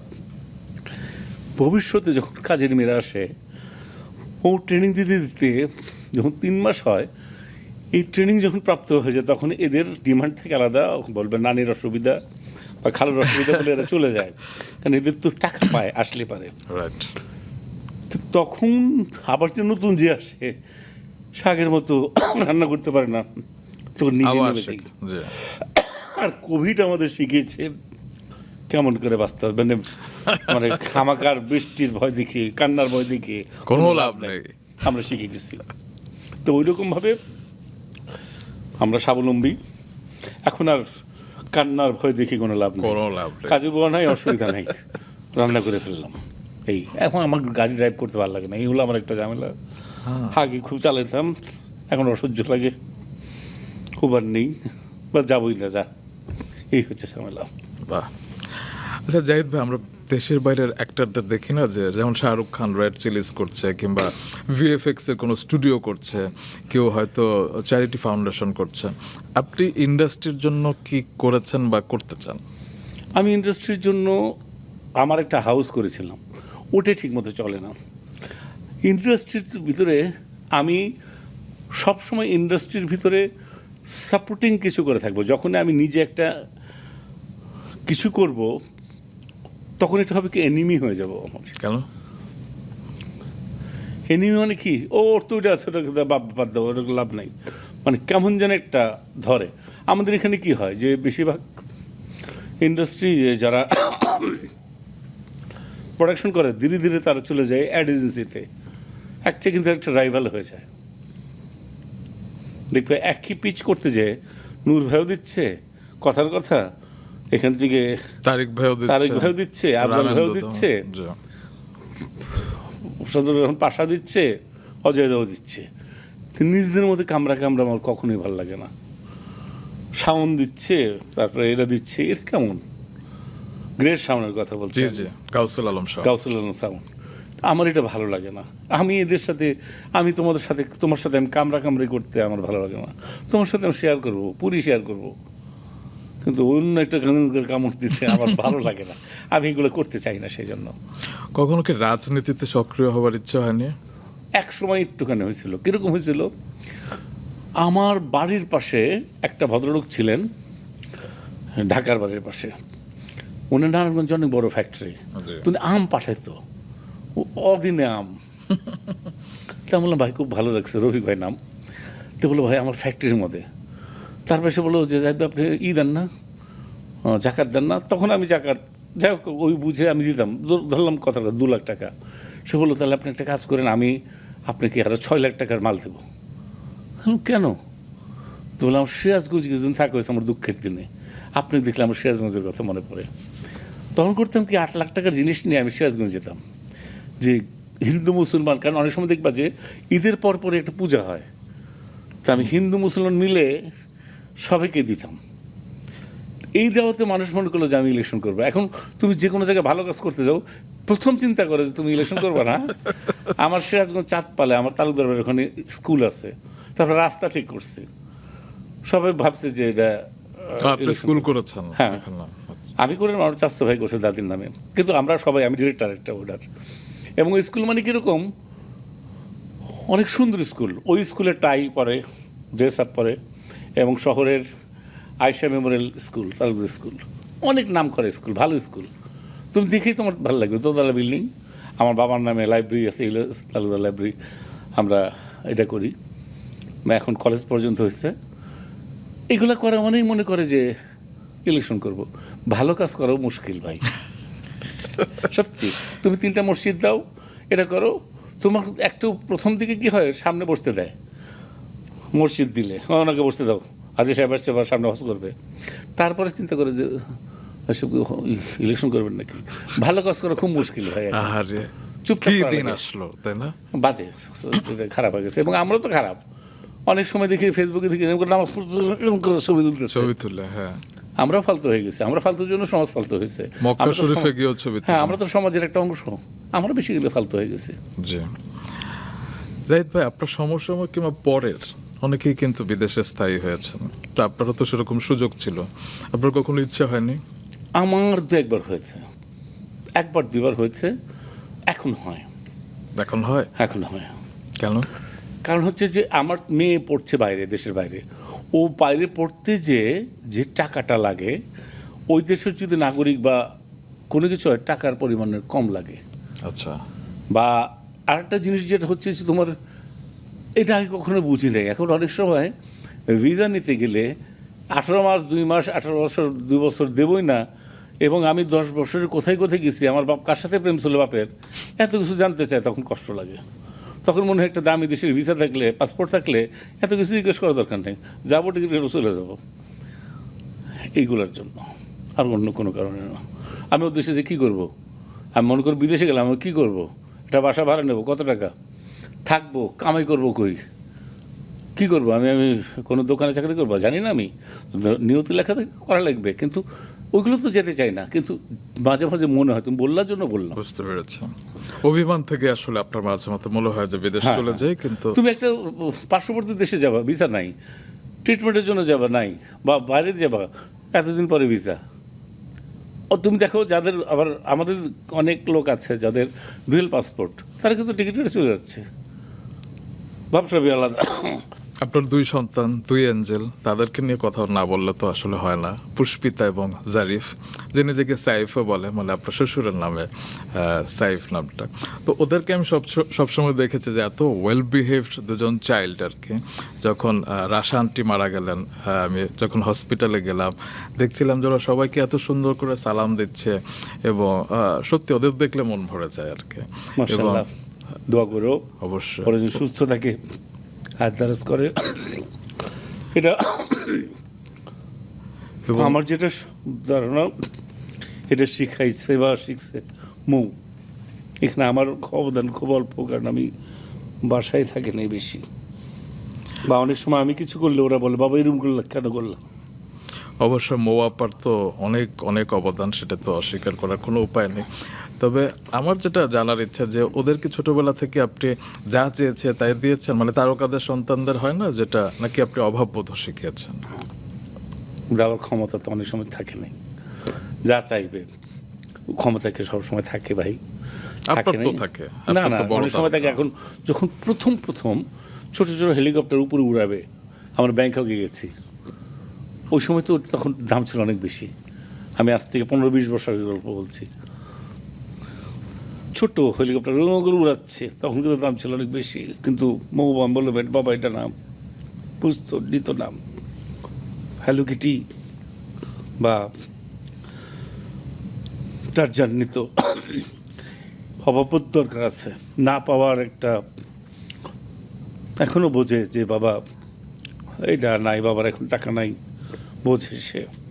এবার আরেকটা বিষয় দর্শকদের জানা দরকার। আজকের এই পডকাস্ট শুরুর আগে আপনি ফোনে কথা বলছিলেন পুষ্পিতার সাথে, এবং 50 টাকার বদলে আপনি 500 টাকা তাকে রিচার্জ করে দিয়েছেন, এবং থাকে না যে কিছু সুইট আপনাদের কেমিস্ট্রি রয়েছে বাচ্চাদের সাথে। আমি হয় কি যে আমার ড্রাইভার এসে বললো স্যার এই যে 20 টাকা এটা মনে হয় চলবে না। কিসের জন্য? বলেছে ছোট আপু যে ফ্লেক্সি করতে বলেছে। কয় টাকা? 50 টাকা। ওগুলো রাখো তো, 500 টাকা দিয়ে বলছে যে করে ফেলো। এইটা না শুধু আমি হয় কি যে এই যে একদম মন থেকে বলি ভাই, মানুষ এটা কীভাবে নেবে জানি না। আমি যখন ফ্লেক্সি করি অনেক সময় আমার ছেলের জন্য, মেয়ের জন্য, মোর জন্য শুধু করি না, সে পরে রাগ করে, ও আমি ফ্যামিলির কেউ না। আমি কেন বলছি কথাটা, দেখা গেলো যে ছেলে মেয়ের জন্য করি, আমার কাজের বুয়াদের জন্য ফ্লেক্সি করে দেই, 50 টাকা করে দেই। আপনারা কি তাদের দামি দামি চিপস কিনে দেন? খুব দামি না, আমার দেশি দামি মৌর জারিফরা খারাপ ও দামি যে পরশুদিনই তো উৎসব দেখবো সবাই মিলে, ওদের জন্য 10টা চিপস আলাদা চুমুচ করে খাচ্ছে, বলে আস্তে শব্দ হচ্ছে তো, ওরা চিপস খাচ্ছে কারণ পুষ্পি জারিফ চিপস খাবে, তো ওরা কি চুপচাপ বসে থাকবে? ওদের জন্য আলাদা চিপস নিয়ে এসেছি। আমি অনেক সময় যে একটা ভালো হলো, আমি বলি যে এটা নিয়ে আজকে কী জানি কেনার পর টাকা পাচ্ছি, বললাম যে খালার জন্য এটা পান কিনে নিয়ে এসো। এটা হয় কি যে ভালো লাগে, আমার মজা লাগে। চমৎকার। শুধু তাই না, আমার যে অনেক পুরনো বউ থাকে, আমি তারপরে ওদের যে এবারও মনে পড়ছে ওরা কেন নাই, ওদের বাচ্চাদের জন্য অনেক কিছু। একটা গল্প বলি তাহলে শোনো। অবশ্যই। রোজার ঈদের সময় দেখবা যে খুব ঘুম পায়, কারণ সকালবেলা উঠে নামাজ পড়তে হয়, তো সে তো কাটাকুটি নাই। তা আমার বাসায় একটা মেয়ে কাজ করে, কোরবানি ঈদের সময় আচ্ছা। কাজ করছে, তো ওর হলো বাচ্চা পিচ্ছে একটা মেয়ে, তো ওর জন্য আর ওর ভাইয়ের জন্য আমি ড্রেস কিনছি, চাকমুক কিনছি।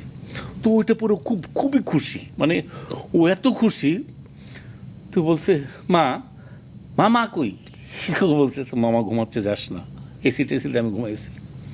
ঘুমায় না, কুটকুট করে আসছে, এসে আমাকে নক করে, আমার মানে আমি শুয়ে আছি যে আমাকে করে, মামা ঘুমাও? আর হ্যাঁ ঘুমাচ্ছে, যা তো এখন।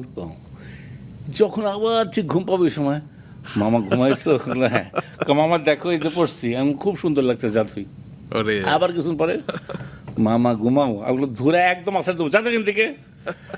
এখন নাকি আমি যে রুমে থাকি ওরা শোনেও না, এখন বেল লাগেছি, চাপ দিলে শোনে। তো ওই সময় এই পিচ্ছিদের যন্ত্রণায় মারা যেতাম, মামা ঘুমাও। আমি ওর কাছে বলছি যে আমার কাছে ডিস্টার্ব করিস না, আর ও নতুন ড্রেসে যে খুশি হয়েছে এটা দেখানোর জন্য আমার ঘুম ভেঙে দেখাবে, মধুর যন্ত্রণা, বাবা ঘুমাও। আচ্ছা, 90 দশকে কি আপনি কাউকে প্রতিদ্বন্দ্বী ভাবতেন আপনার সাথে যারা ছিলেন? তৌকির ভাই কিংবা হয় না যে একটা হেলদি কম্পিটিশন? হ্যাঁ না, প্রথম দিকে সবাইকে প্রতিদ্বন্দ্বী মনে হতো। স্পেশাল কাউকে না, আমাদের 3 জনকে মনে হতো মেনলি, হাকিম ভাইকে, তৌকির ভাইকে মেনলি। সেলিম ভাইকে অতটা লাগেনি, কারণ হাকিম ভাই খুব নাম করা ছিলেন, তো এখনও নাম করা, ওই সময় তো অনেক বড় নাম করা। তৌকির ভাই অনেক বড় সুপারস্টার, তৌকির ভাই কী সুন্দর দেখতে, হাকিম ভাই কী সুন্দর দেখতে, ওই হিসেবে তো আমি কিছু না। আর এরা তো দেখতো সুন্দর, কী সুন্দর জিন্সের প্যান্ট পরে, কিডস পরে, গেঞ্জি পরে, আমার তো এটা নাই। আপনার জন্য মেয়েরা পাগল ছিল এবং আপনাকে তাদের তা না, বয়ফ্রেন্ড না, মনে এ, করতো। আমি তো আমারটা খুব কম দেখছি। আমার তো আয়না ছিল এইটুক, আমার তো ড্রেসিং টেবিল আয়না না। আমি তো আমাকে পুরোটুক দেখি নাই। যে একজন দেখছে সে তো আমাকে পুরোটুক দেখছে, আমি যাকে দেখছি তাকে তো পুরোটুক দেখছি। আর আমার ঘরে মেসে যে আয়নাটা আছে সে আয়নাটা এইটুক আমাকে দেখার, আমি আমাকে দেখছি অনেক পরে, হু আই অ্যাম। অনেক কষ্টের ভিতরে যাওয়ার পরে দেখছি যে বড় আয়নাতে আরেকজন আমি, যেরকম এখন আর কান্নার ভয় দেখে কোনো লাভ নেই, এখন বুঝে ফেলেছি আমি।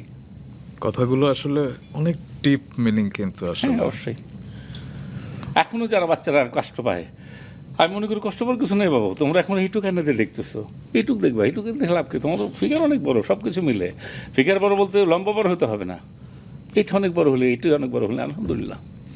এবং আমার জন্য তোমাকে বললাম, আমি না, অনেকে প্রথম ভাবতো আমাকে এইটুকি।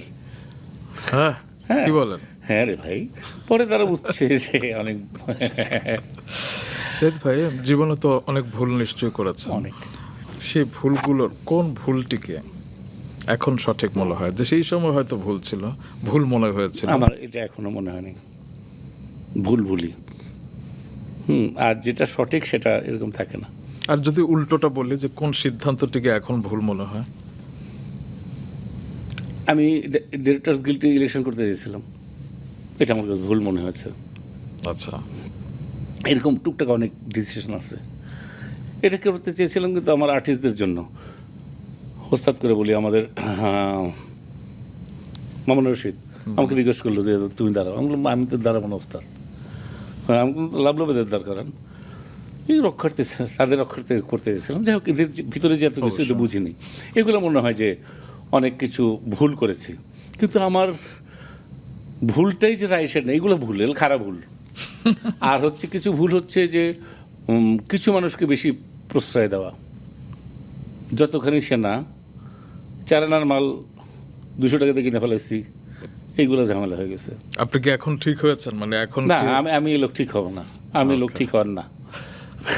আমি মনে ভুল হয় ঠিক করতেই হব। থাকবেন আপনি? হ্যাঁ, আচ্ছা, কারণ আমি যাকে ভালোবাসি, প্রচণ্ড ভালোবাসি, যাকে দেখতে পারি না, এক খারার উপর দেখতে পারি না।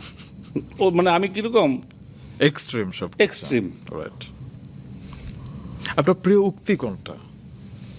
আমি যখন জন্মগ্রহণ করছি, কেউ না কেউ, কোনো নার্স হোক, দাইমা হোক, কেউ হোক, আমাকে মারপেট থেকে বের করছে, টাওয়েল দিয়ে ধয়েছে বা কোনো কিছু। যেদিন মারা যাব, কীভাবে মারা যাবো আই ডোন্ট নো, কিন্তু যদি মারা যাওয়ার পরেও আমাকে কেউ ধোয়াবে, কেউ চাংড়িতে আমাকে কবরে নেবে, এইটুকু বুঝতে পারছে মানুষ ছাড়া আমি চলতে পারবো না, কোনো না কোনো মানুষ লাগবে, আমি একা থাকতে পারবো না, এটা আমার মনে হয় সবসময়। সেই জন্য মানুষের সাথে মিশি, সেই জন্য মানুষ ভুল করে বেশিবার, কারণ মানুষ ছাড়া আমি একা চলতেই পারবো না। মারা গেলেও লাগবে, জন্মের সময় লোক লাগবে। এবার আপনি যখন চলে যাবেন তখন কিন্তু আরো বেশি মানুষ আপনার সাথে থাকবে, কারণ সবাই আপনার জন্য দোয়া করবে। আলহামদুলিল্লাহ, যদি করে তাহলে আলহামদুলিল্লাহ। জাহিদ ভাই, আপনি তো অনেক চরিত্র অভিনয় করেছেন। যদি বিশেষ কোনো চরিত্র আপনাকে আমি চুজ করতে বলি যে সেই চরিত্রটির মতো আপনি বাস্তবেও কাটাতে পারবেন, যদি সুযোগ দেওয়া হয়, আপনি কোন চরিত্রটিকে বেছে নেবেন? কার মতো হতে চান? আরমান ভাই। আচ্ছা, আমার অ্যাটিটিউড অনেকটা এরকম। আর কিছুটা সমাপ্তি। আচ্ছা, সমাপ্তি মানে আপনার প্রথম নাটক? সেকেন্ড মানে প্রথম দিকের নাটক। আচ্ছা। সমাপ্তির মতো একটু লাজুক, একটু এরকম। সমাপ্তি আরমান ভাই, দুইটা দুই রকম, কিন্তু আমার ভিতর দুই সত্তায় কাজ করে। আর যদি প্রিয় চরিত্র বলি 1, 2, 3 করতে? আসলে ওইরকম বলা মুশকিল, কারণ অনেক চরিত্র, মানে এটা তো আপনার নিজের করা চরিত্র, সবগুলোই আসলে সমান প্রিয়। আসলে যেগুলো সাকসেস হয়েছে সেগুলোর কথা মনে থাকে। অনেক চরিত্র আছে খুব ভালো, কিন্তু মনে নাই। সাকসেস হয়নি, আমি ভুলে গেছি। সমাপ্তিটা আমার কাছে একটু প্রেম, মাঘাসা, ভুল বোঝাবুঝি, একটু লাজুক। আর আপনার অনেক সংলাপ অনেক অনেক জনপ্রিয়, আমরা এখনো মনে রেখেছি। আপনার প্রিয় সংলাপ কোনটা, যেটা আমরা এখন শুনতে পারি আর কি? কঙ্কা ফেরতে ভাইয়া, এগুলা যেগুলো, হ্যাঁ, কিংবা ক্যাকো ক্যাকো। ক্যাকু ক্যাকু, আগে মানুষ মানুষকে ভালোবাসতো, ক্যাকু ক্যাকু। আমার জানি না রে, শোনা আমার প্রিয় সংলাপ কি, কিংবা জানি না। উৎসবেরও তো অনেক সংলাপ আছে। হ্যাঁ, উৎসবের একটা সংলাপ আমার খুব প্রিয়। কেউ যদি ইচ্ছে করে নিরুদ্দেশ হয় তাকে আর খুঁজতে হয় না। ইচ্ছে করে যদি কেউ হারা যায় তাকে আসলে খুঁজে পাওয়া যাবে না। এটা আমার খুব পছন্দের ডায়লগ। বাহ। এই আচ্ছা, আপনার কয়েকজন নায়িকার নাম আমি এবার বলছি, আপনি যদি সাথে একটা বিশেষণ যোগ করতে বলি, আপনি কি বলবেন তাদের সম্পর্কে? শমিকা আছে, ওই সময় খুবই হট, স্মার্ট, বেসিক্যালি বোকা।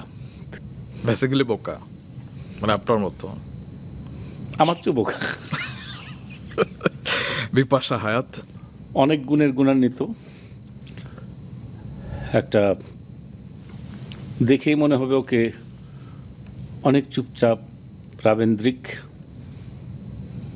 পাশের বাড়ির মেয়েটা দেখতে সুন্দর, ওই সময় বলতো জুহি চাওলা, আচ্ছা। পোস্টারও মানে বলতো এরকম। আফসানা মিমি, খুবই লক্ষ্মী, সুন্দর দেখতে, জয়া বচ্চনের মতো লাগে, সুইট একটা মেয়ে, বিজয়ী বরকতুল্লাহ, পাগলি। তানিয়া আহমেদ, কিন্তু সে কিন্তু এদের সাথে বলছো, ও তো নাটক মানে খুব হ্যাঁ। কম করেছে, মডেল ছিল তো। তার প্রথম নায়ক তো আপনি। হ্যাঁ, সেটা আমি নায়ক। এখন ও তানিয়া আহমেদ সম্বন্ধে বলতে হলো ফলস, ওকে। মানে রাগ করতে পারে। আমি বলছি মানে জোর করে বলবো, এই অনেক দিক মানুষ থাকে, তুমি জানো না কিছু না, মাঝখানে বলে তাই হয়েছিল না, এখন তুমি ঘটনাচক্রে বলবা, এরকম আর কি। তানবিন সুইটি, জিদ্দি ভালো মানুষ, ওকে।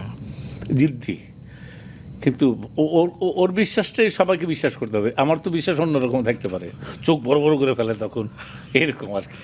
তারিন জাহান, সামান্য বিষয়ে চিল্লাচিল্লি করে, এটা না করলে জীবনটা অনেক ভালো হতো আরো।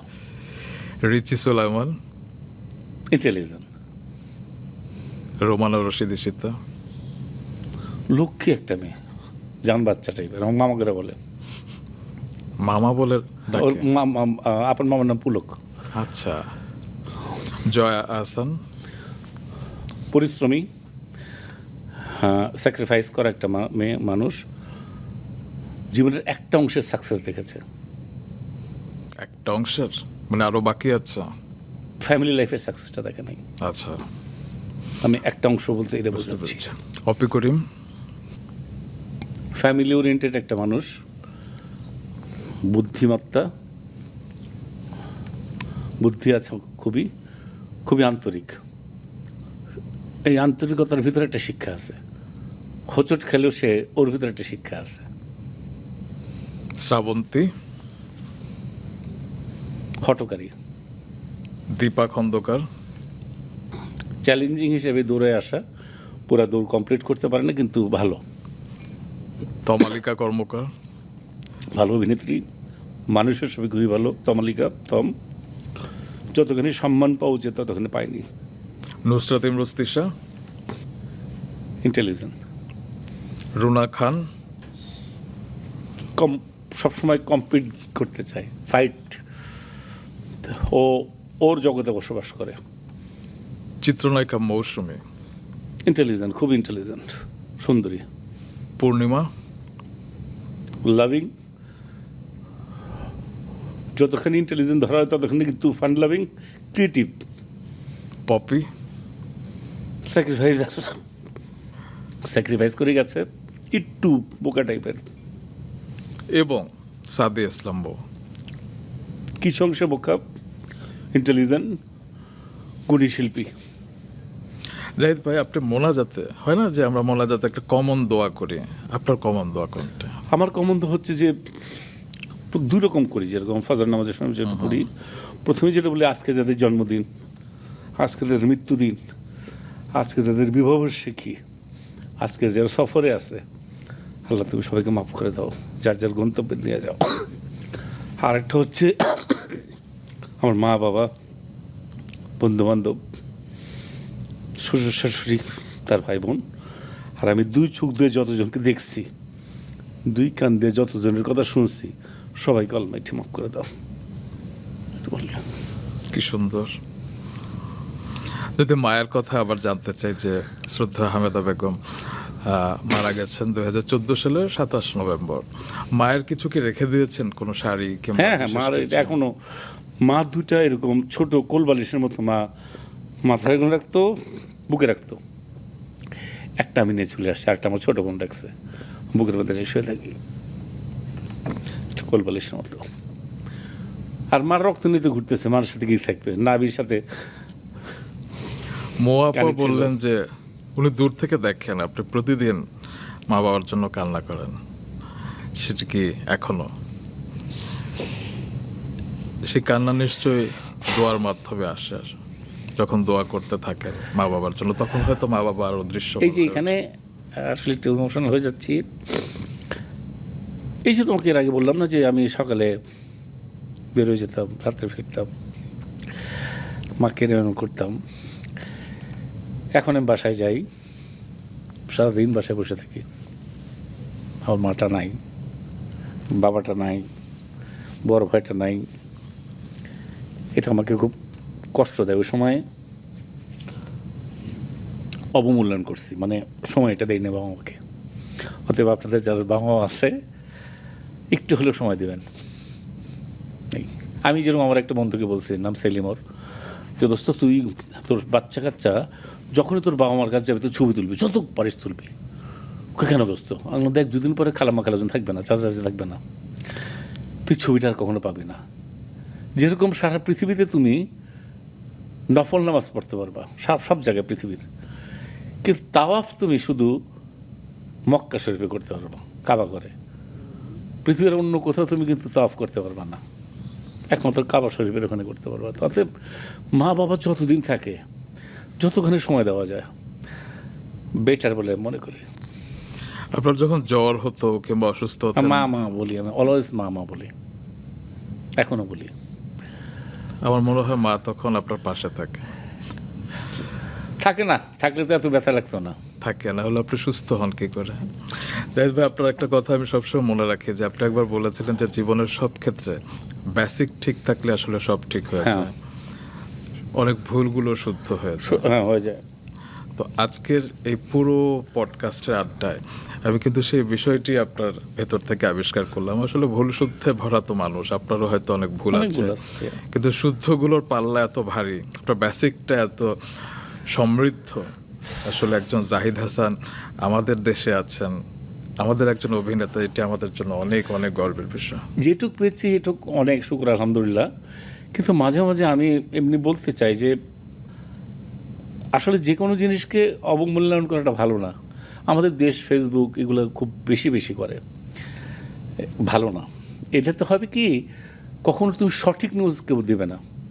একসময় আমার ভালো লাগছে না, এটা বলবো, আমার ভয় লাগবে যে আমার তো সম্মানের বাঁচাতে হবে। আর ফেসবুক বা এইসবের জায়গায় হয় কি, একতরফা বলে, সামনে তো ফাইট হচ্ছে না। আমার মতো আমি গাড়ির রাস্তায় চলে গেলাম, আরেকজন এসে বললো, এগুলো বাজে জিনিস। এই শিক্ষাটা আমাদের কবে হবে আই ডোন্ট নো। জোহাসবার্গ না কে জানি এইসব বানাইছে, জানি না, উনি মনে হয় জাকারবার্গ, উনি মনে হয় এইসব বোঝে নাই। আর কিছু শ্রেণী থাকে, এগুলো আল্লাহ পাক তাদের হেদায়েত করুক, এটুকু বলতে চাই। জাহিদ ভাই, আমার তো খুবই ভালো লাগলো, আপনার সাথে একটা মেমোরি হয়ে থাকলো, অনেক অনেক কিছু শিখলাম, জানলাম, আরে হাসলাম, কাঁদলাম। আপনার কেমন লাগলো? আমার অনেক ভালো লেগেছে। আসলে অনেকদিন পরে না, পরশু দিনে কাঁদছি আমি আমার ছবি দেখলেই কান্দি, বা কোনো কিছু হলে আমি কোনো ছবি দেখে যদি এরকম হয় আমার কান্না পায়। বলে যে কার সাথে ছবি দেখি তো কাঁদে, আমার চোখ তো পানি পড়লে আমি কী করবো? আমার কোনো গান শুনে যদি এরকম ছোটো খেলা হয় আমার শুনতে ভালো লাগে, আমার কোনো এগুলো দেখতে আমার ভালো লাগে। এখন আমি অনেকদিন পর মা বাবার কথা এইভাবে চিন্তা করলাম। পৃথিবীর সকল মা বাবা ভালো থাকুক, সবাই সুস্থ থাকুক। আমরা সন্তানরা যারা এক সময় দিতে পারিনি, এরকম যারাই আছেন, যারাই আছো, বাবা মাকে সময় দিও, প্যারেন্টস ফ্যামিলিকে সময় দেওয়া। আসলে কি, গুড হিউম্যান বিংয়ের উপর কোনো কিছু নাই। আমি একদিন চিন্তা করলাম কি, আমার অনেক সময় অনেকের সাথে মিশি, তো যখন দেখেছি এত টাকা আছে, এই আছে, ওই আছে, ওই আছে, তখন আমি চিন্তা করছি আমার কি আছে। একদিন আসো রক্তে চিন্তা করলাম, আচ্ছা এখন যদি আবার নতুন করে শুরু করে কিছু পারবো না। একটা জিনিস এখন আমার হাতে আছে, আমি যদি গুড হিউম্যান বিং হই, ভালো মানুষ হই, মৃত্যুর পরেও বলবে লোকটা ভালো ছিল। তো ওইটা এখন আমাদের হাত থেকে যায় নাই, আমাদের অনেক কিছু নাই। আমাদের গাড়ি বাড়ি হেলিকপ্টার বিলুনিয়ার পাসপোর্ট নাই যে চলে যাব, যেটা বলছিলাম একটু আগে। আমাদের এখনও অনেক জিনিস আছে, সুন্দর একটা দেশ আছে, অনেক মানুষের একটা দেশ আছে, অনেকগুলো হাট আছে, অনেক কষ্টার্জিত ভালোবাসা আছে এখানে, আর অনেক সততা ভালোবাসা আছে, এটা বলতে পারি। অনেক অনেক ধন্যবাদ। এই কথার পরে আসলে আমার কোনো কথা থাকতে পারে না। আমি দর্শকদের কাছ থেকে একটু বিদায় নিই। আমি ওই যে বললাম যে বেশি ভালোবাসা কান্না পেয়ে যায়, আমি এরকম বারবার কাঁদতে চাই, এই ভালোবাসা চাই আমি একটা খুবই সাধারণ মানুষ ভাই, আমি মানুষ, রক্ত মাংসের মানুষ।